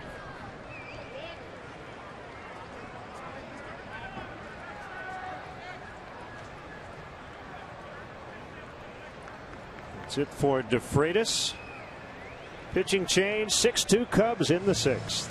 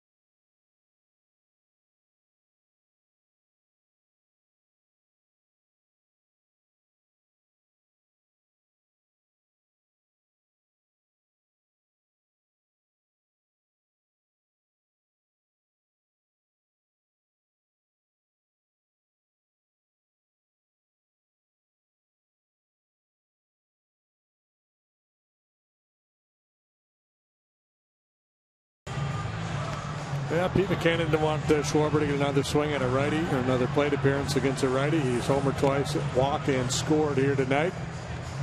So Roberts, the left-hander, comes out of the Phillies bullpen, and formerly a Rocky. Just about all of his career has been spent in the minor leagues. All of it had been up till this season. He's made one appearance with the Phillies. He made 9 with the Rockies this year. From Murfreesboro, Tennessee. Can you say that 5 times? Yeah, fast? well, I played in Nashville 1 year in Double-A. Gone over there to Murfreesboro. Is that how they say it? Murfreesboro. Get some chicken livers. And he went to Middle Tennessee State University, also in Murfreesboro.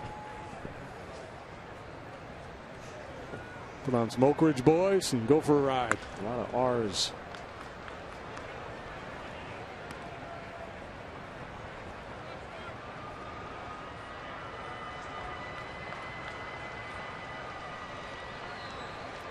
Oh, 2 now on Schwarber.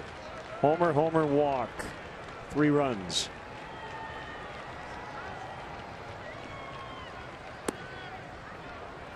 Didn't miss by much. You see Timmy McCarver when the Cardinals come to town. He's probably been to Murfreesboro. We'll see them next weekend. High fly out in the deep right center. It's going to stay in. Herrera on the track, and the inning is over. Cubs lead 6-2 in the 6th.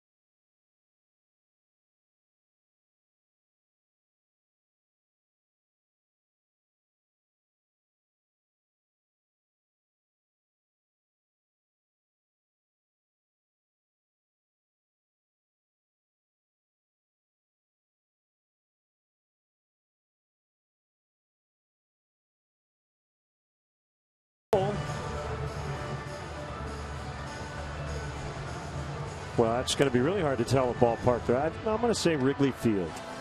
What do you say? Yeah, I'm with you. I'm going to go with Wrigley. Yeah. That railing kind of has a Wrigley Field look over his shoulder. Nice looking couple. Twitter says you nailed the pronunciation of that Tennessee town.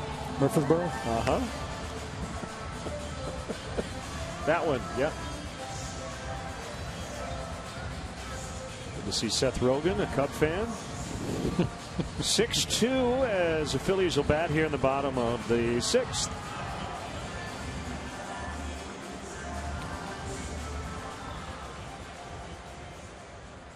Well, it feels comfortable right now. Hendricks has allowed just the 2 hits. You're always wary of guys like Francoeur and Howard in the middle of the order, dangerous bats. Fly good ball. start. Yep, to right. Coughlin. Easy play.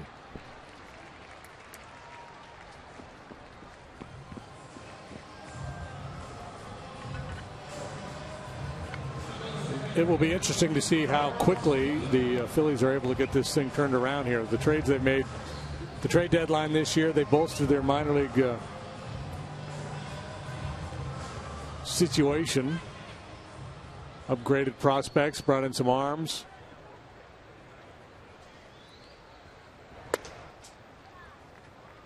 With the loss in the opener, they're now 25-25 since the break. 29-62 in the first half. Ryan Sandberg stepped down as the Phillies manager in late June. So Andy McPhail takes over as the president after the season. Ruben Amaro Jr. told yesterday he would not return. So Scott Profrock, his longtime assistant, is the interim general manager. Sounds like much of, if not all, of the front office under Amaro will return next year, working for a new general manager. And Pete Mackanin has a shot to remain in his position as well. But a lot of changes.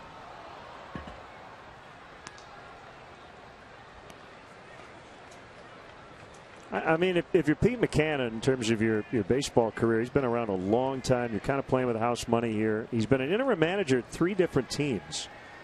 And, you know, he'd love a shot to go into a season as the full-time manager. Talking with Larry Boa in the Phillies dugout. Pete's well respected, and I hope he gets a shot. Yeah. Why not, right? He interviewed for the Cubs managerial job a few years ago.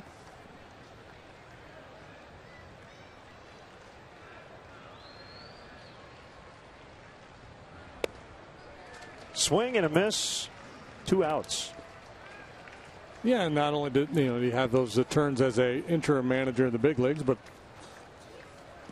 did a lot of managing in the minor leagues as well. So it's not new to him. Been around the game a long time. He's a Chicago guy. Brother Rice High School, UIC.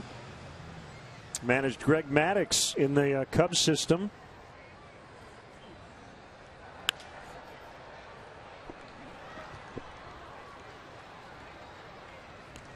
Foul strike on Blanco.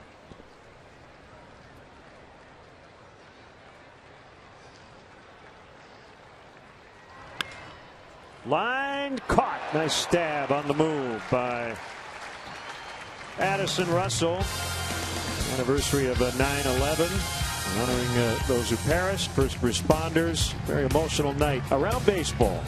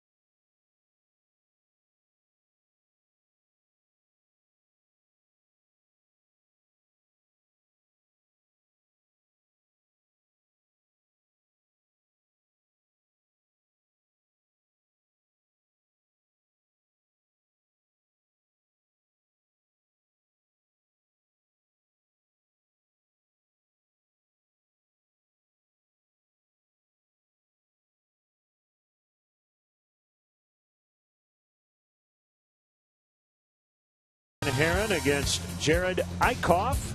Cubs and Phillies game 3. Coverage starts at 5:30. Cubs pregame live presented by Fields Auto right here on CSN Chicago. 5-1 winner in game 1 behind Jake Arrieta. And leading 6-2 here tonight.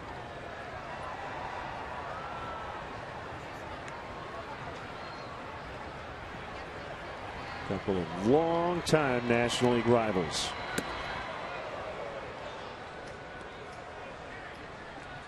(3-0) on Coughlin. The Philadelphia Phillies. That's the oldest name to still be used in pro sports in the United States.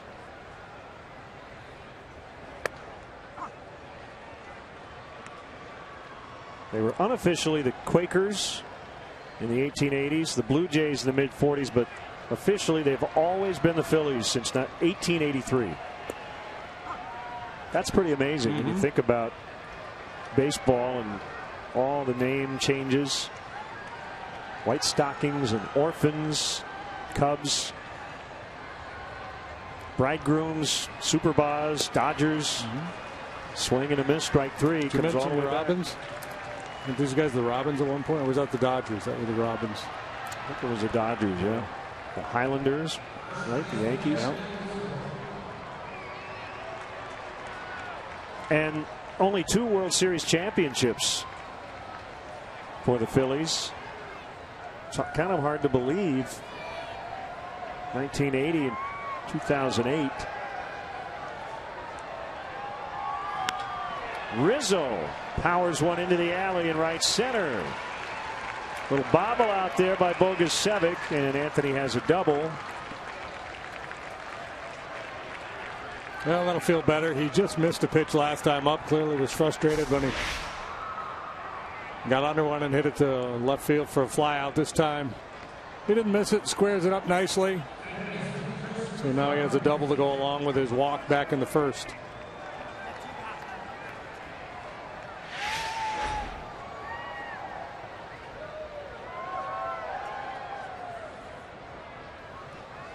We've got a double switch coming. Cesar Hernandez will be a part of that. We'll get you the rest when we return in the 7th.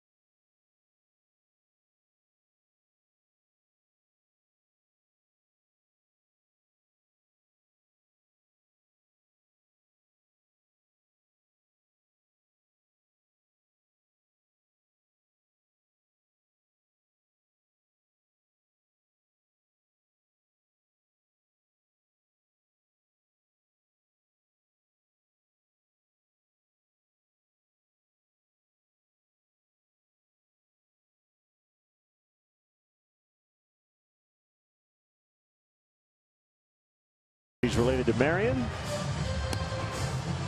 Oh, that Hossa. He's Cuban. And he's got a .79 ERA for 11 1/3 innings, 7 appearances. Red Sox and Phillies.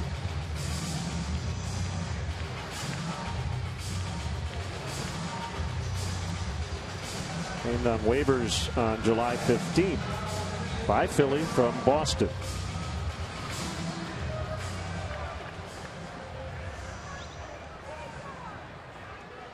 6'1", 230 as he faces Chris Bryant. Rizzo at second. He just doubled off the lefty Roberts. Asher, DeFreitas, Roberts, Hinojosa. And a fastball missing outside. One notch below his jersey number, 93.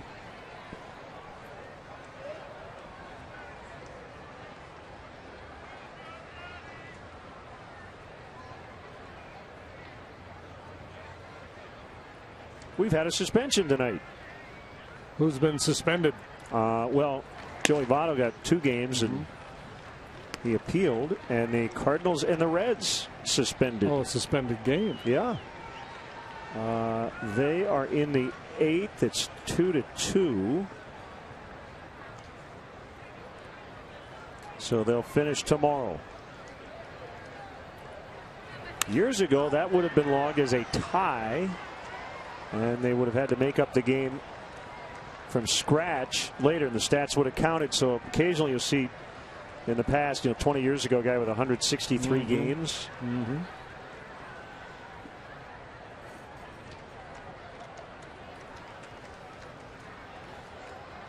But they changed that rule, and I think for the better.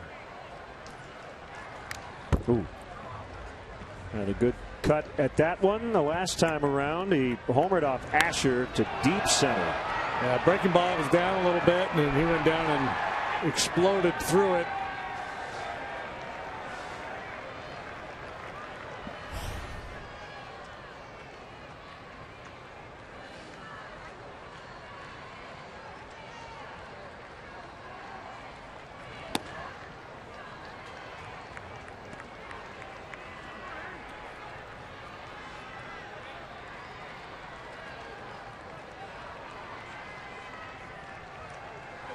The Pirate game is the final. They beat Milwaukee 6-3. Yeah, so that's the bad news for the Cubs. The good news is the Nationals lost. There's a base hit. Rizzo will come around to score. Bryant has knocked in another. It's 7-2. 90 ribs on the year for Chris Bryant.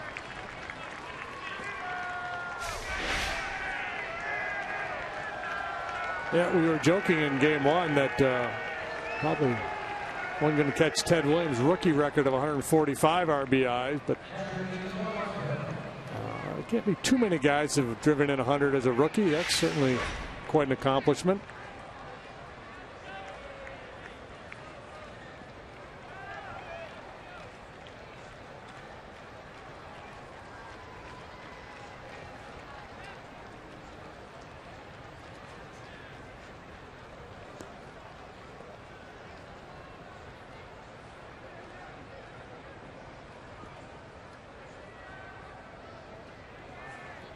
I mentioned Myrtle Beach, a 4-3 winner to take the Southern Division Championship Series over Winston-Salem. They'll take on the Wilmington Blue Rocks in the Mills Cup Championship Series starting Sunday evening. So good luck to the Pelicans.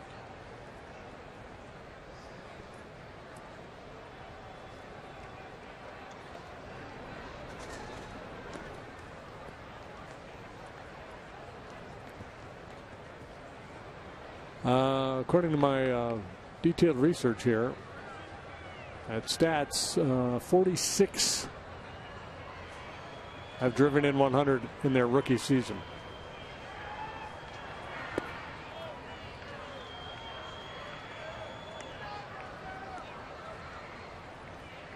Most recently, Albert Pujols, 130 in 2001. So it's been a while. Let me double check that. Oh, good thing I double checked. Ryan Zimmerman in 06. Jose Abreu last year. I was looking at the wrong column. It's getting less impressive as I scroll down. Well, we're 5 hours into the broadcast day. It's okay. It's I think like we did this umpiring. earlier this year. Just need to get it right at the end. That's all it counts. This is like a replay review. Yeah, Abreu drove at 107 last year.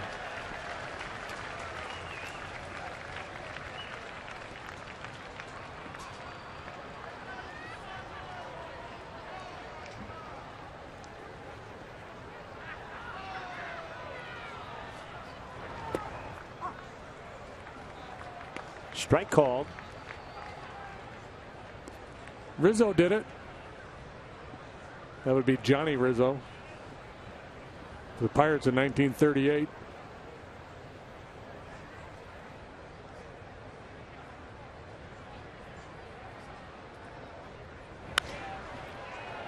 Feathered into left for a base hit.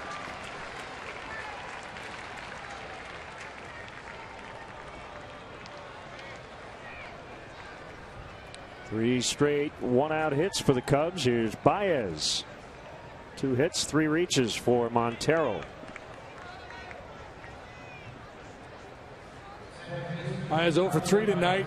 His second at bat back in the 4th. He had a bullet out towards left center, and center fielder Herrera made a very nice play on him. Struck out in the 1st with the bases loaded. So another chance here with a couple men on. Really could put this one out of reach.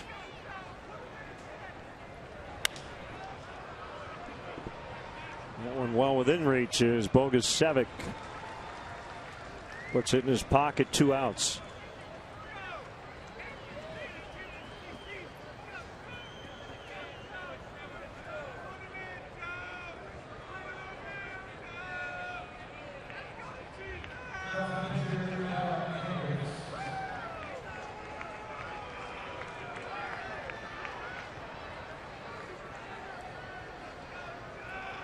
Kyle Hendricks getting his 4th plate appearance. Reached on an error in the 6th.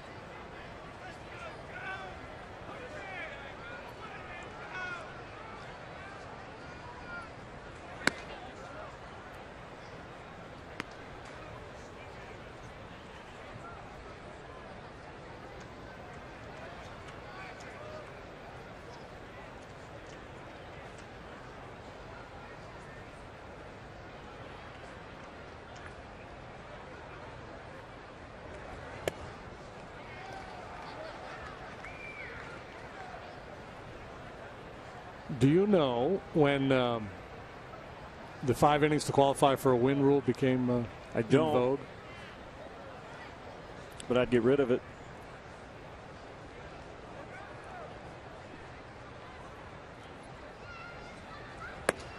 Looking at this little note here, at Wrigley Field on this date in 1917, Military Day is celebrated, a doubleheader victory for the Cubs over the Reds.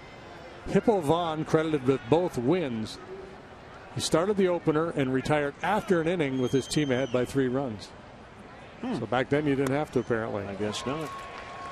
Hendricks strikes out. We'll stretch for the 2nd time today. All Cubs. They go for the sweep.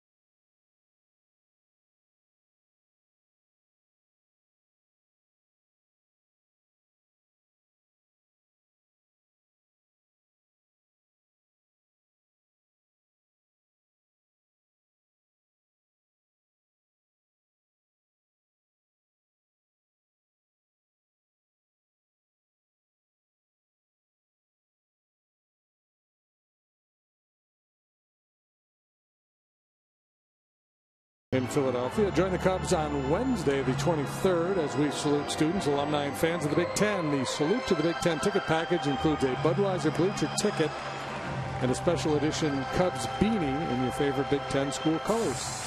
Visit Cubs.com/special events.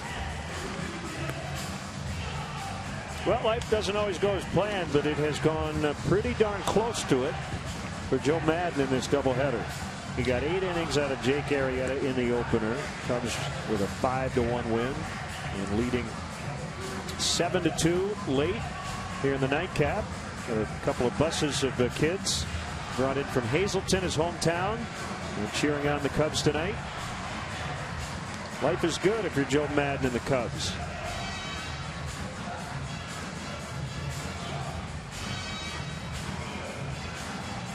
And a win tonight would be win number 82, and that would guarantee a winning season. Cubs have a lot more on their minds than that, but a milestone. But it's something nonetheless.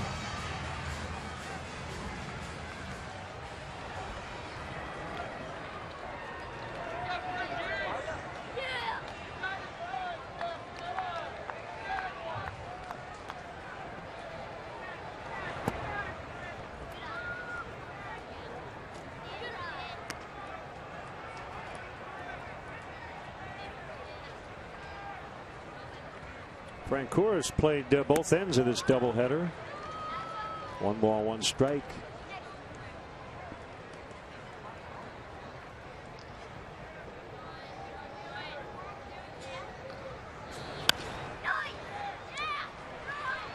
Chops it right to Bryant, and he's out.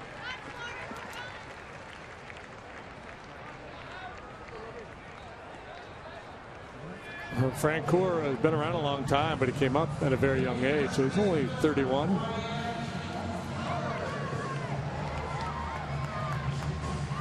Certainly an old guy on this new look Philly club. Older guy. Here's Ryan Howard. So Joe Sheehan does a great job. He's got a newsletter. You have to pay for it. You can find him on Twitter. I would encourage you to follow him. That's deep. Right center. Coughlin back to the warning track. And that's going to snap the over for Howard. As he doubles. So let's see. 0 for 35 is now snapped. Longest of his career.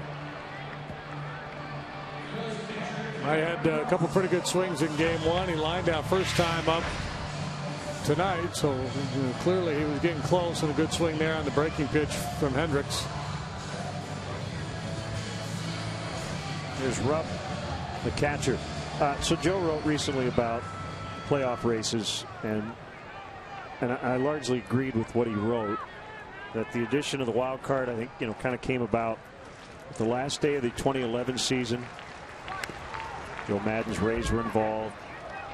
Red Sox, you had the Cardinals, I think, clinched on the last day in the National League. And Joe's point was essentially that you can't really manufacture that by adding playoff teams, that they just kind of happen or they don't. Mm-hmm. And I think the National League this year would serve to help his case. I mean, and it's been this way for a while now. It doesn't mean it's going to shake out this way, but it's very possible that we could know the first wild card matchup, Pirates Cubs, and would have known it for about 5 weeks. Mm-hmm. Yeah. I think the where the league has always seen the value of the wild card is just the more teams that are in the chase late in the year, you're going to hold interest in certain cities, certain markets. Absolutely. And if you're a Cubs fan, you love having that extra wild card, because right now you'd be on the outside looking in. I think his point was that when you add playoff teams, it doesn't necessarily mean you're going to have 5 teams within 2 games for that final spot as Rupp strikes out on the final day of the season. And in fact, in the National League, it is very top heavy and very bottom heavy. And it's incredible, the spread right now. The Cubs could end up with a double-digit lead for the second wild card spot yeah. after tonight. I mean, anything's possible, but did you expect? No, and it seems like I'm guessing that that's probably the biggest separation that there's been. Well, of course, the second wild card hasn't been around that long. Oh yeah, I don't think there's any doubt. But even the first wild card, rarely has it been, when there was just one. Now having said that,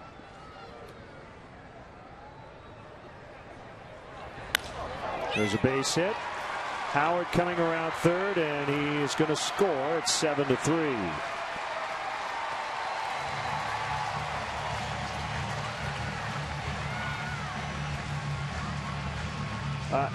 Having said that, we are going to have a year where you're going to have like 3 or 4 teams tied on the last day, and you're going to have play-in game to play-in game to play-in game to play. Yeah, which would be exciting, but and kind of annoying all at the same time, right?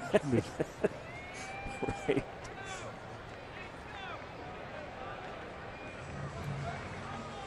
So that will do it for Kyle Hendricks, leading 7-3 in the 7th.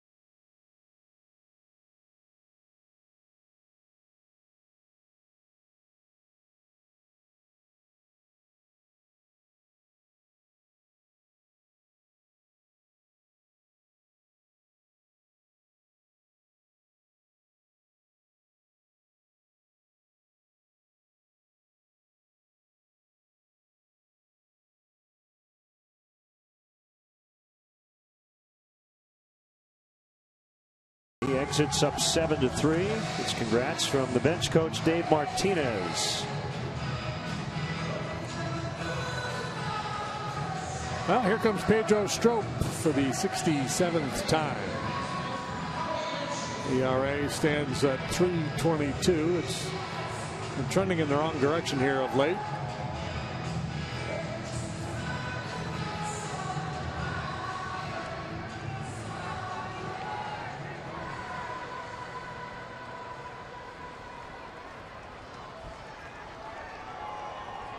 Had a tough go of it over in St. Louis. See how he does here this evening.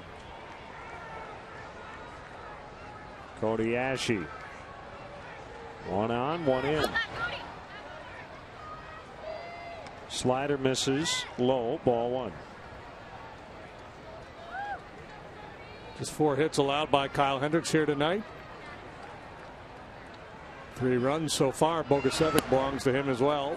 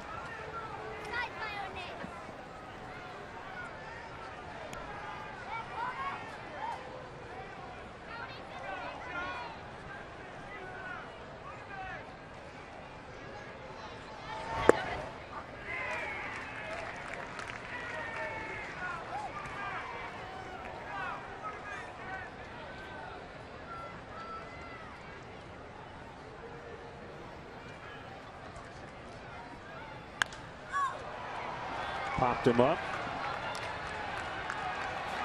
Kyle Schwarber's got it to end the inning. 7-3 Cubs late.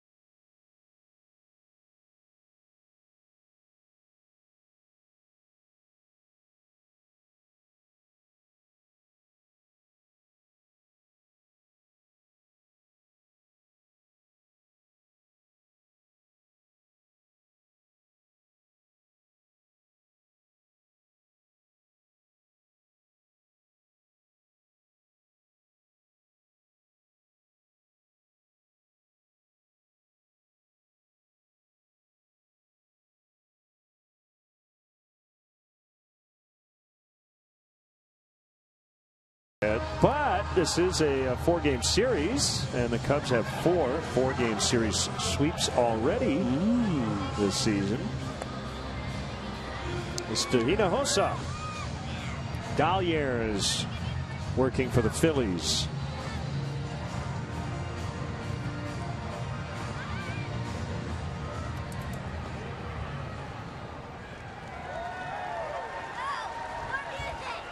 Addison 1 out of 4 in the opener. Nothing for 3 here in game 2 with a couple of strikeouts.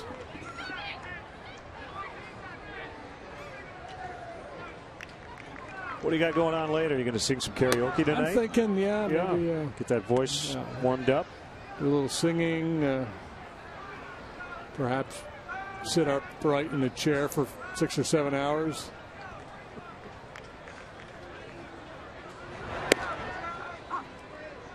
One and one.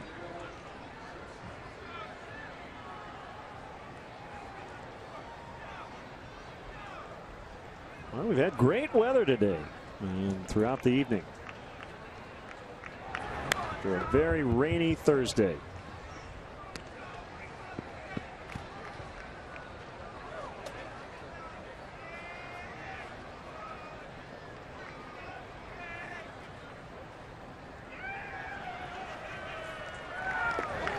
Went for a little walk earlier today. Walked over to the University of Pennsylvania. I was kind of hoping it would rub off and I'd be smarter, but it hasn't really worked. Pretty campus, though, if you get a chance. Any Mark DeRosa plaques? No, I didn't see I was looking for some DeRosa, some Zach Levine stuff. Couldn't see it.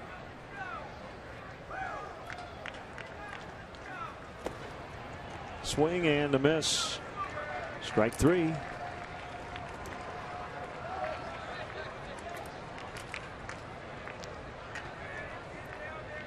Maybe they would have named the baseball field after Mark by now.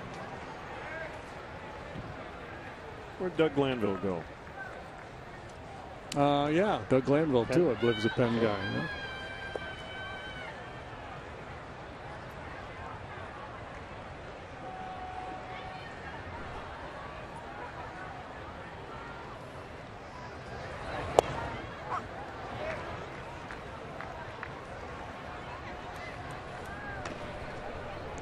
Adam Lowen. Very interesting guy. Pitcher, outfielder, then pitcher again.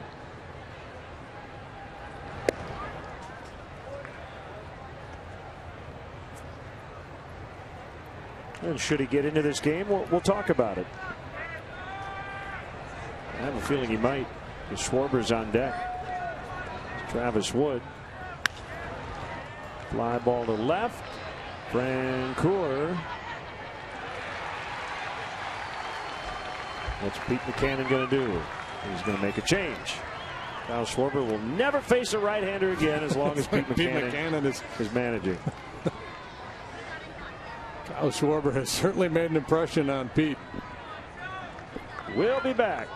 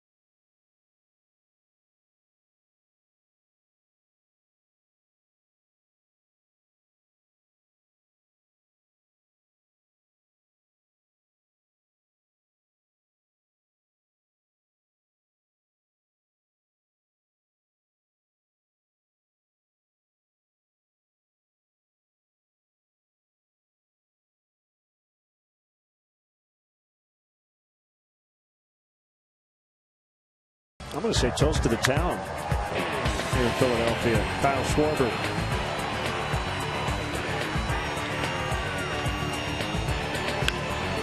Two pitches, two long ones. Second one he wasn't sure of, so he was going hard until Sniper got him. And oh, by the way, Chris Bryant, straightaway center field, high towering blast off the back wall.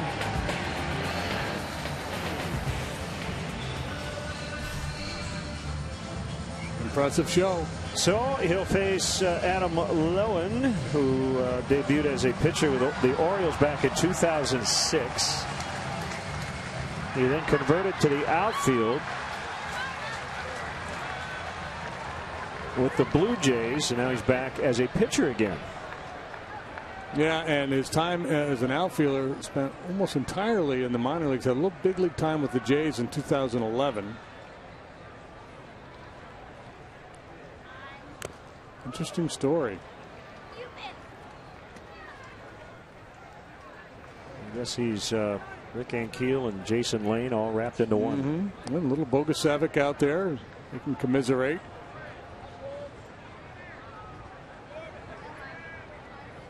Highest Canadian-born player drafted first round 2002 by the Orioles.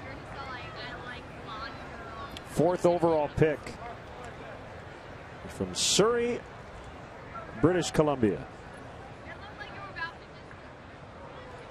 1-1 inside. 31 years old. 6'6", 235 put together.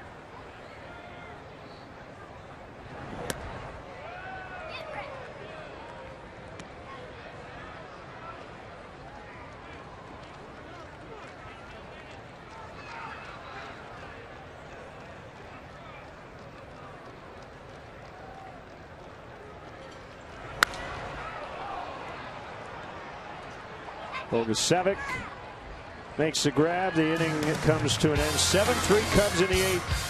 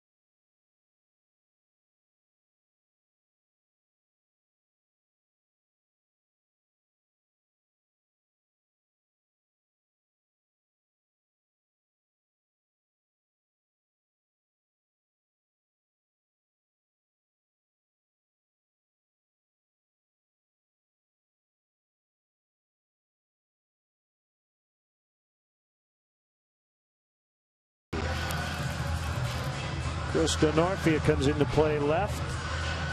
Fine night for Kyle Schwarber. He's done. And here's Travis Wood on the mound. Yeah, good night for the Kyles. Travis is 5-4 with a 4.40 earned run average.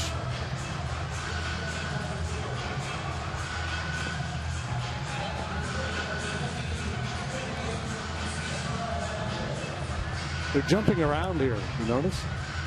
Yes. So somebody on Twitter asked, and I'll ask you, team MVP? This team? Had a vote. The Cubs. Oh, Rizzo. Slam dunk. Over Arrieta? Mm-hmm. And I'm a pitching guy. Okay.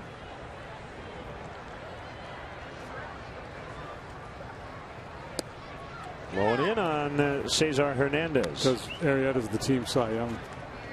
That way we can share the hardware. All right. Yeah, I think I would agree with you. Jake would be number 2, though, for me. Yeah. Yeah, and just if there was a category called most impressive performance, be Arrieta.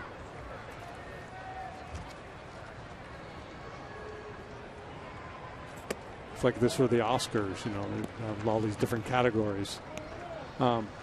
Especially because early in the year, pitching was really good.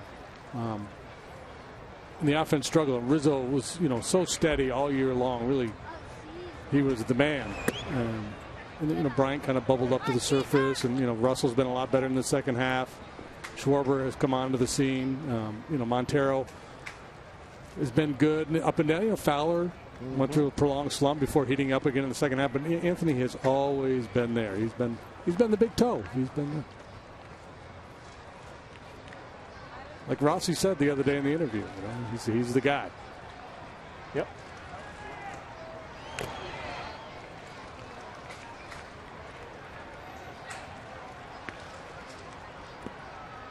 And he's going to get a lot of votes for league MVP. Well, I was just going to say he's got to have a top 5 finish.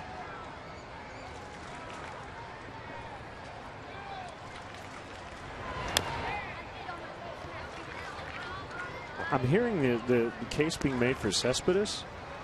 It's Bryce Harper, right? Yeah. You know, people. Cespedes obviously is a great story, and he's done unbelievably well since joining the Mets, and he's fueled their rise. But yeah, you can't make him the NL MVP.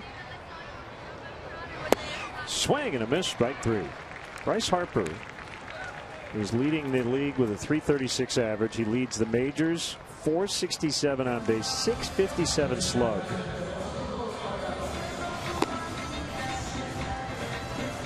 I'm sorry. Even if the Nationals finish under 500, yeah, his performance has been, you know, so good. To me, the part of being on a winning team, for me, becomes a tiebreaker. And I don't have a voting thing, but if I did that, that would be a tiebreaker for me. Okay. I would focus on who's been the best player in the league. That's who I'd give the MVP to. If I couldn't make up my mind, and one of the principals was on a winning club, I was okay. But that's just me. I know there are other people that don't look at it that way. They really put a lot of emphasis on a guy playing for a winning team.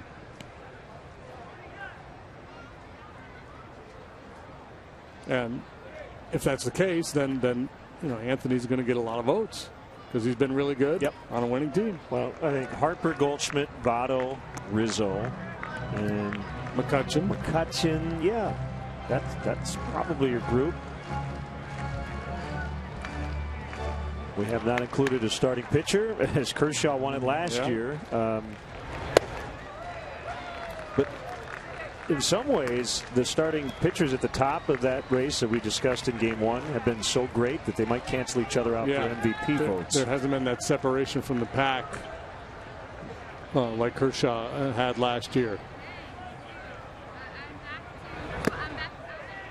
Foul tip for strike 3. Back-to-back Ks for Travis Wood.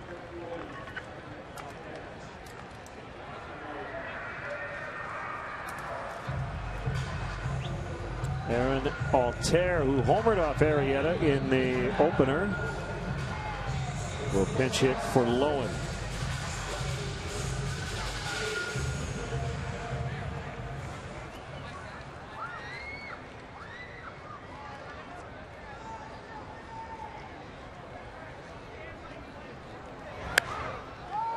Popped up behind the plate. Montero's got room, and he's got the ball.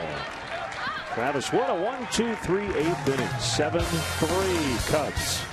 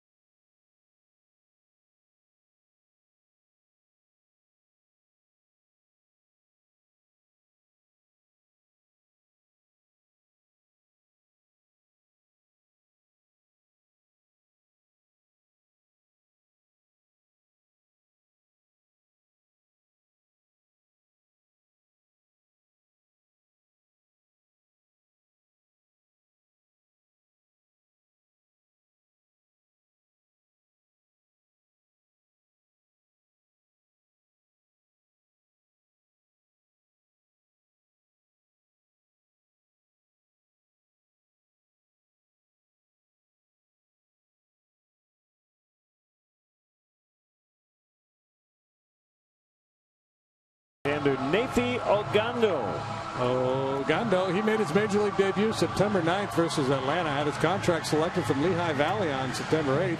This marks his second stint with Philadelphia this season. He's also here from August 28th through 29th. You're reading that, aren't you? Each of his last 6 appearances at LV had been scoreless. Did not allow a hit in that span. Promoted to LV on 6/26, had a 9 2/3 inning scoreless streak to begin his Iron Pigs career. He began the season with AAA Reading. There he was 2-3 with a 2.86 ERA in 24 games. Traded by Boston to Philadelphia for infielder John McDonald back on August 31st of 2013. It's a segment we like to call Reading from the Game Notes. You know how I knew you were reading it? You said made his debut September 9th. Well, it's September 11th, so you could have said he made his debut Wednesday. But that's not how game notes are written usually. Because that's evergreen. General. That's going to be in there. It'll be more pertinent when it's September 29th. Yeah, you don't want to say Wednesday when it was 8 weeks ago. One strike on Coughlin. Well, it's accurate. It is. It was a Wednesday. But he made his debut on a Wednesday.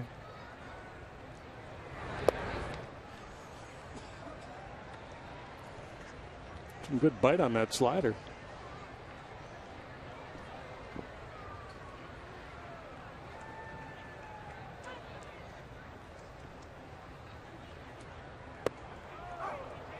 Ooh, strike.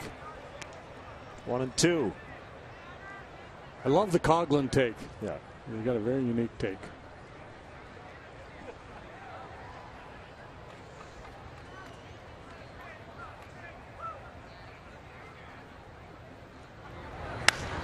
Good swing. This kid's got a good arm, 96. This has got that little idiosyncrasy there. He kind of does a little arches the back. A tweeter mentioned Nolan Arenado. That's another guy we should note for a possible MVP vote. He won't get first place votes probably, but he leads the league in homers and RBIs and is a great third baseman. Yeah, you can pick it. Yeah.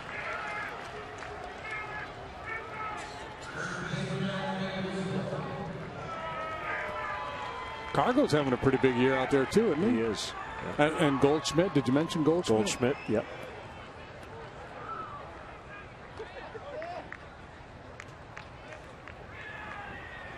I don't like the most valuable player. Should just be best player. Yeah, player of the year.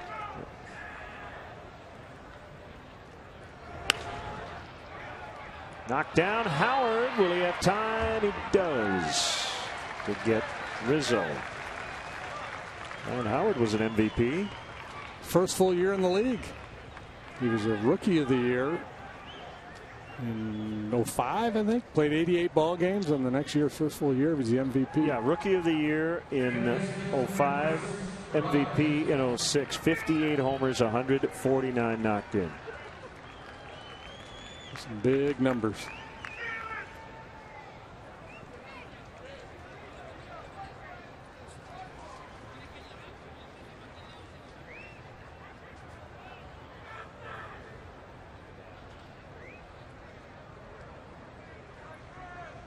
Potential future MVP candidate, Chris Bryant.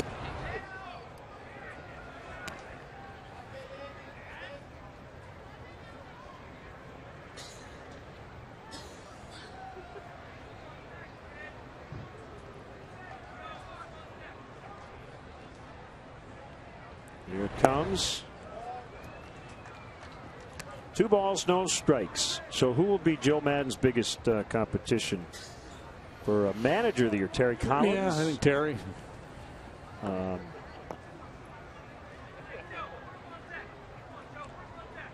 I guess Mike Matheny. Sure, They probably have the best record in baseball. And you know, the Cardinals have dealt with a lot of injuries this year.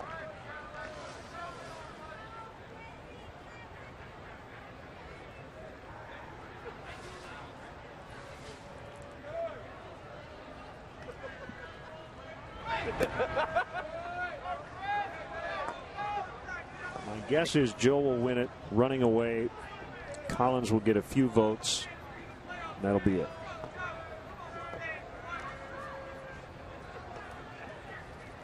I haven't heard much talk about that award among the punditry.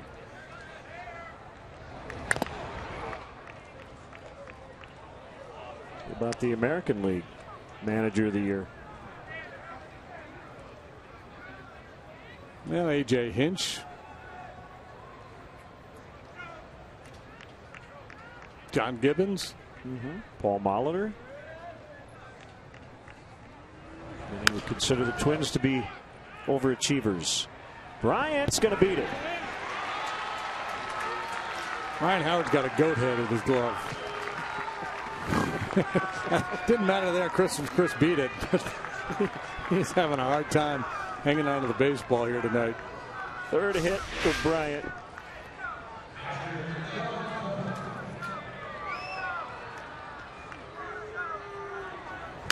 Yeah, how about this? Game 2 of a doubleheader. Not giving up, sniffing that hit.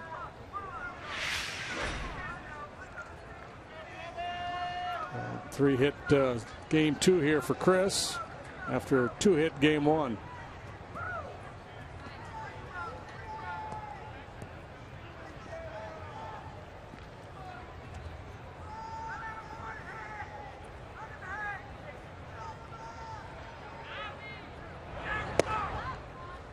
Ball 1 to Montero.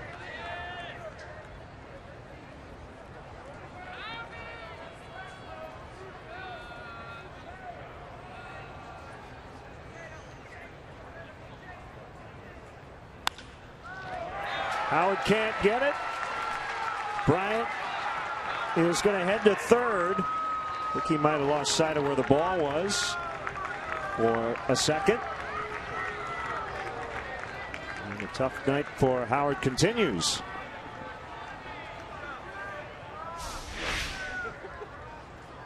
This ball really well struck. Would have been a heck of a play for him to make it. Certainly could have, but you wouldn't argue that he should have. So that'll be a base hit for Montero.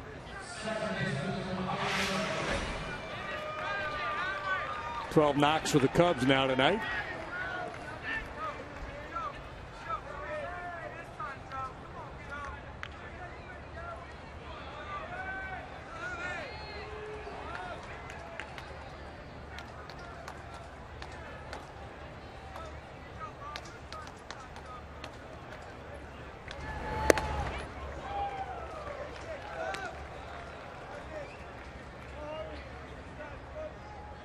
Baez 0 for 4 tonight. Counting these two, he's hit with 8 men on base this evening.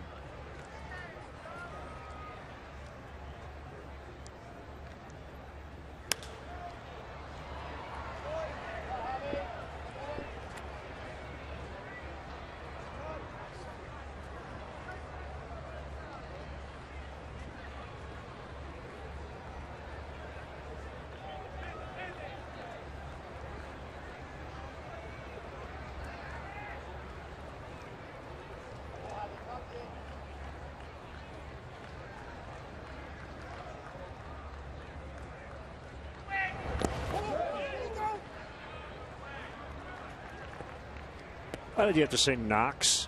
No, I just can't get knocked 3 times out of my head. Tony Orlando classic. Yeah.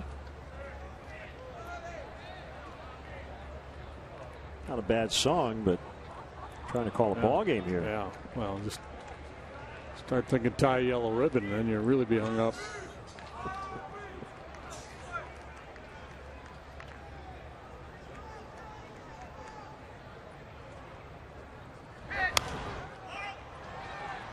Get out of here. Give him another swing at least. If Javi goes deep, I want your home run call to be "Oh Candida." Another Tony Orlando classic.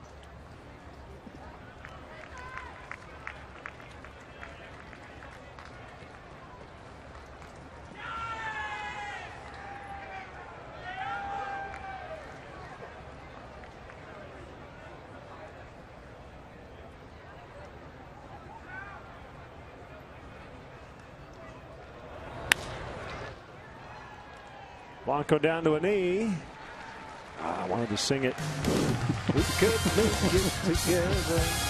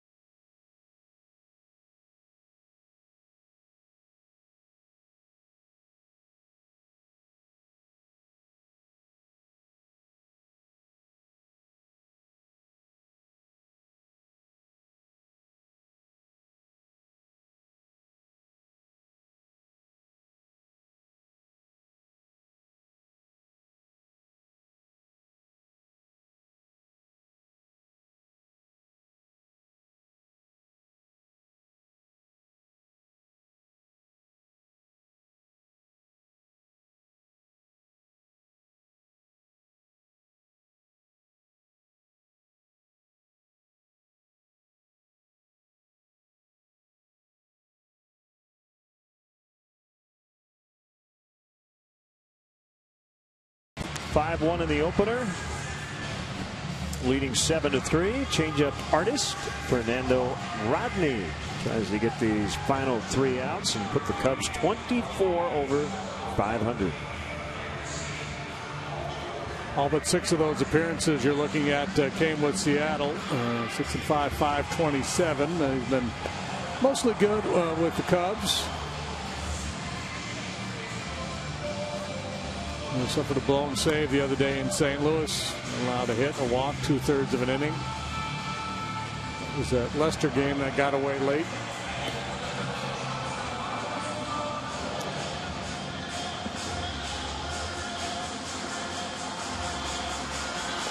Could we get the arrow today? Yeah. I think it's the final out. I haven't seen it yet.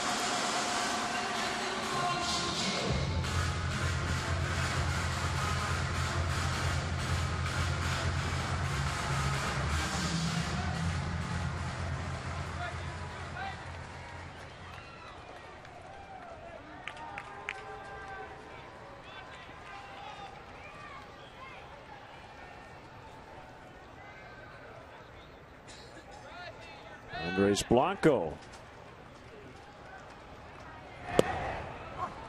Fastball.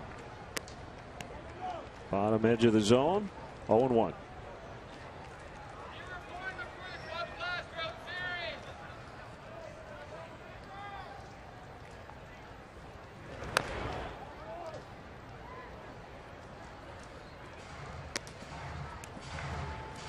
Well, anything else you want to get off your chest before? Well, we kind of did the whole Tony Orlando catalog. I think we're good there. Okay.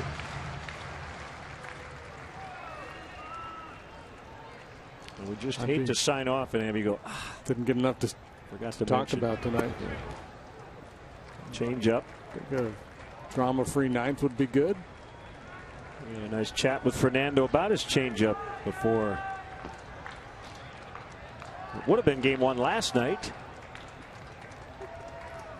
He was fastball slider early on in his pro career, and then he just hit him with the fastball. Threw his changeup really hard early on in the upper 80s. He has really perfected that pitch. He's trying to throw a two-seam fastball there, and just overcooked it a little bit.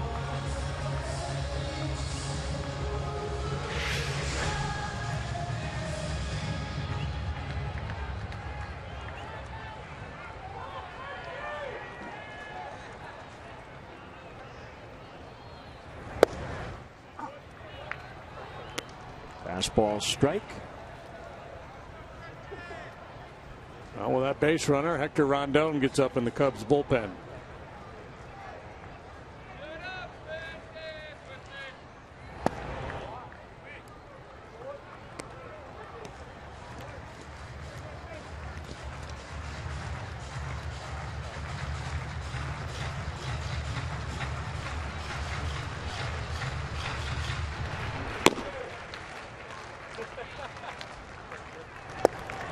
Man, that's the wicked change.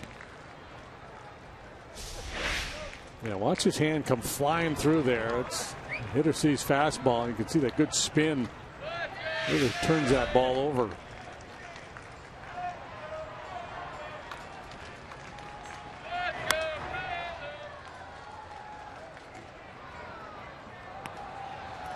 A lot of changeups kind of fade as they get into hitting zone. His has kind of sharp downward action.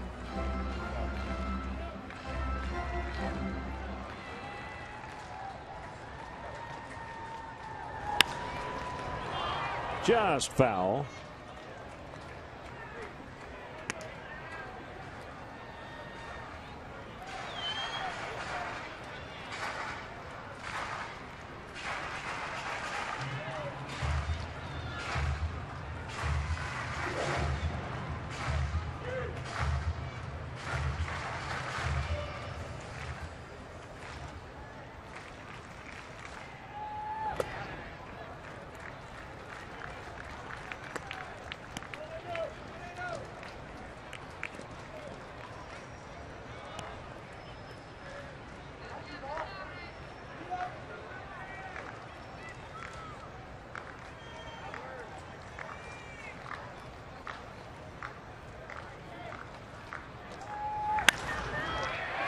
Base hit to right. Hit batter and a single. And this could create a safe situation for Rondon. Here comes Joe.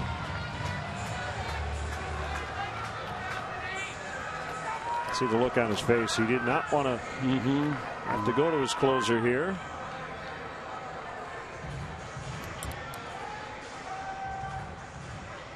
It's going to be a short night for Rodney. Two batters faced. And here comes Rondon.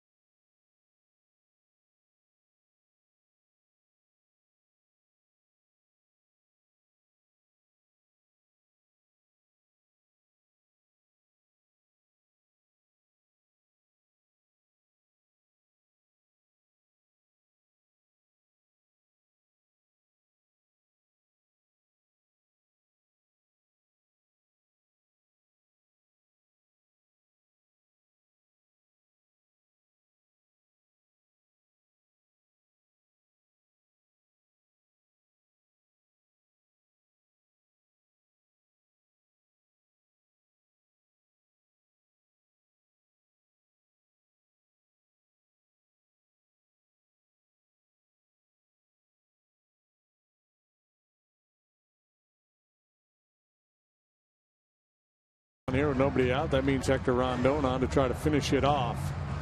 27 saves and 31 tries. This would be number 28 if he was able to get 3 outs here and preserve this lead. 1.45 the ERA for Rondon. Saved the middle game of the series against the Cardinals. Allowed a hit, had a couple of strikeouts. That was the 8-5 win.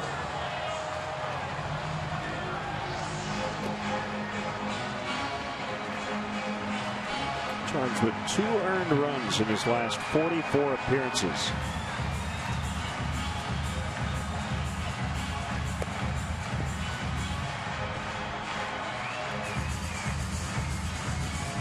So Blanco, the runner at second. Francoeur is at first, and it's Brian Howard coming up. The tying run is now on deck in a 4-run ball game.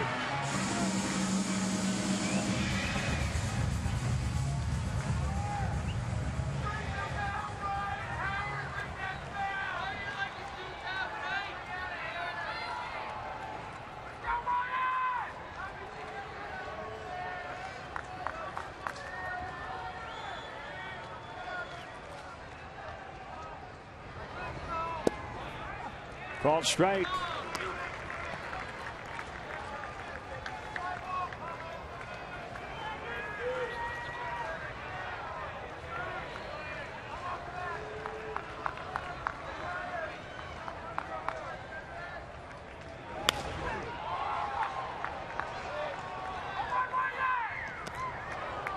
Behind that 97-mile-an-hour fastball.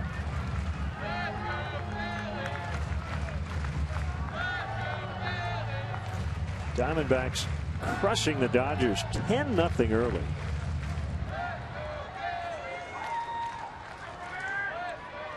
Four in the first, 6 in the second. Wellington Castillo's hit his 19th. Nick Ahmed is 9th. Paul Goldschmidt is 28th.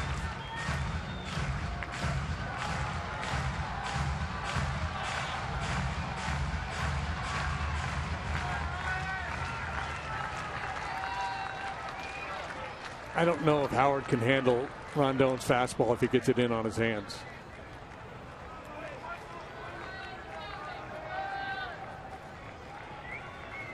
Looks to me like he may have moved off the plate a little bit here.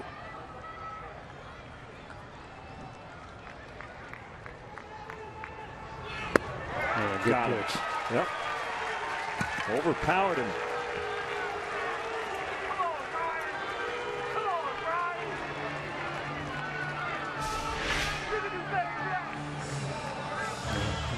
That's the spot right there, elevated up above the belt. He's got to pull his hands in, and just it's awfully tough. Not many guys quick enough to get to 97 up there.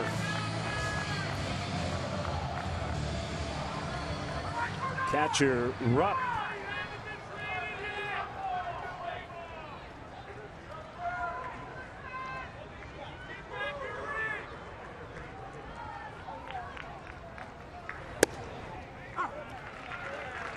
Called strike one.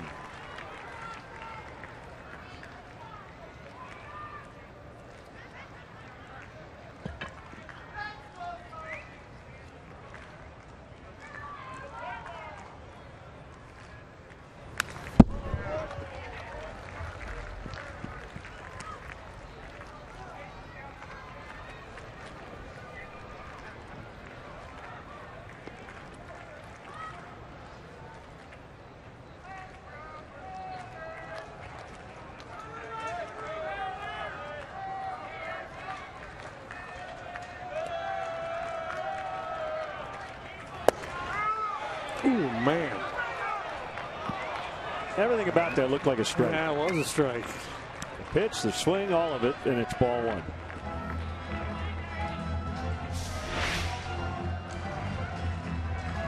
Oh, yeah. Come on.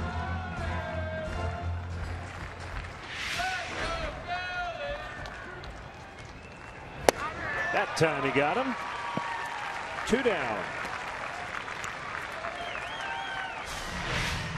Well, the execution of the pitches here just outstanding by Rondon. The elevated fastball on Howard, then after painting the outside corner with a heater, he comes with a sharp slider to get the swing and miss.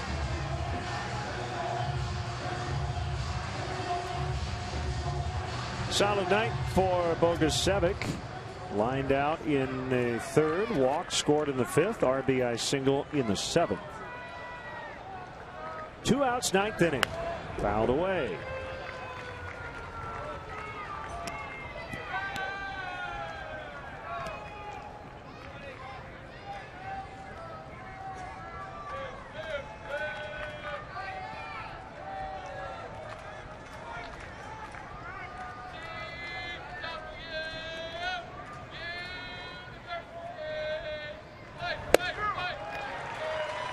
He was tardy, wasn't he? 0-2.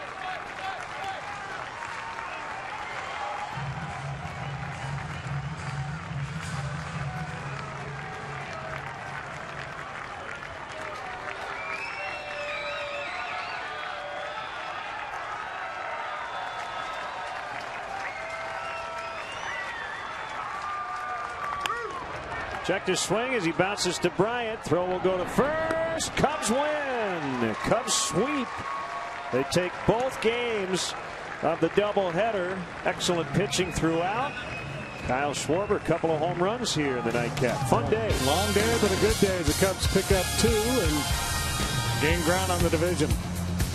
So that will wrap things up. 5-1 your final in game 1. 7-3 the final here in game 2. We are back with you tomorrow night, 5:30 for a pregame coverage. Cubs and Phillies in game 3. Stay tuned. We have Blue Cross Blue Shield Cubs post-game live coming up next.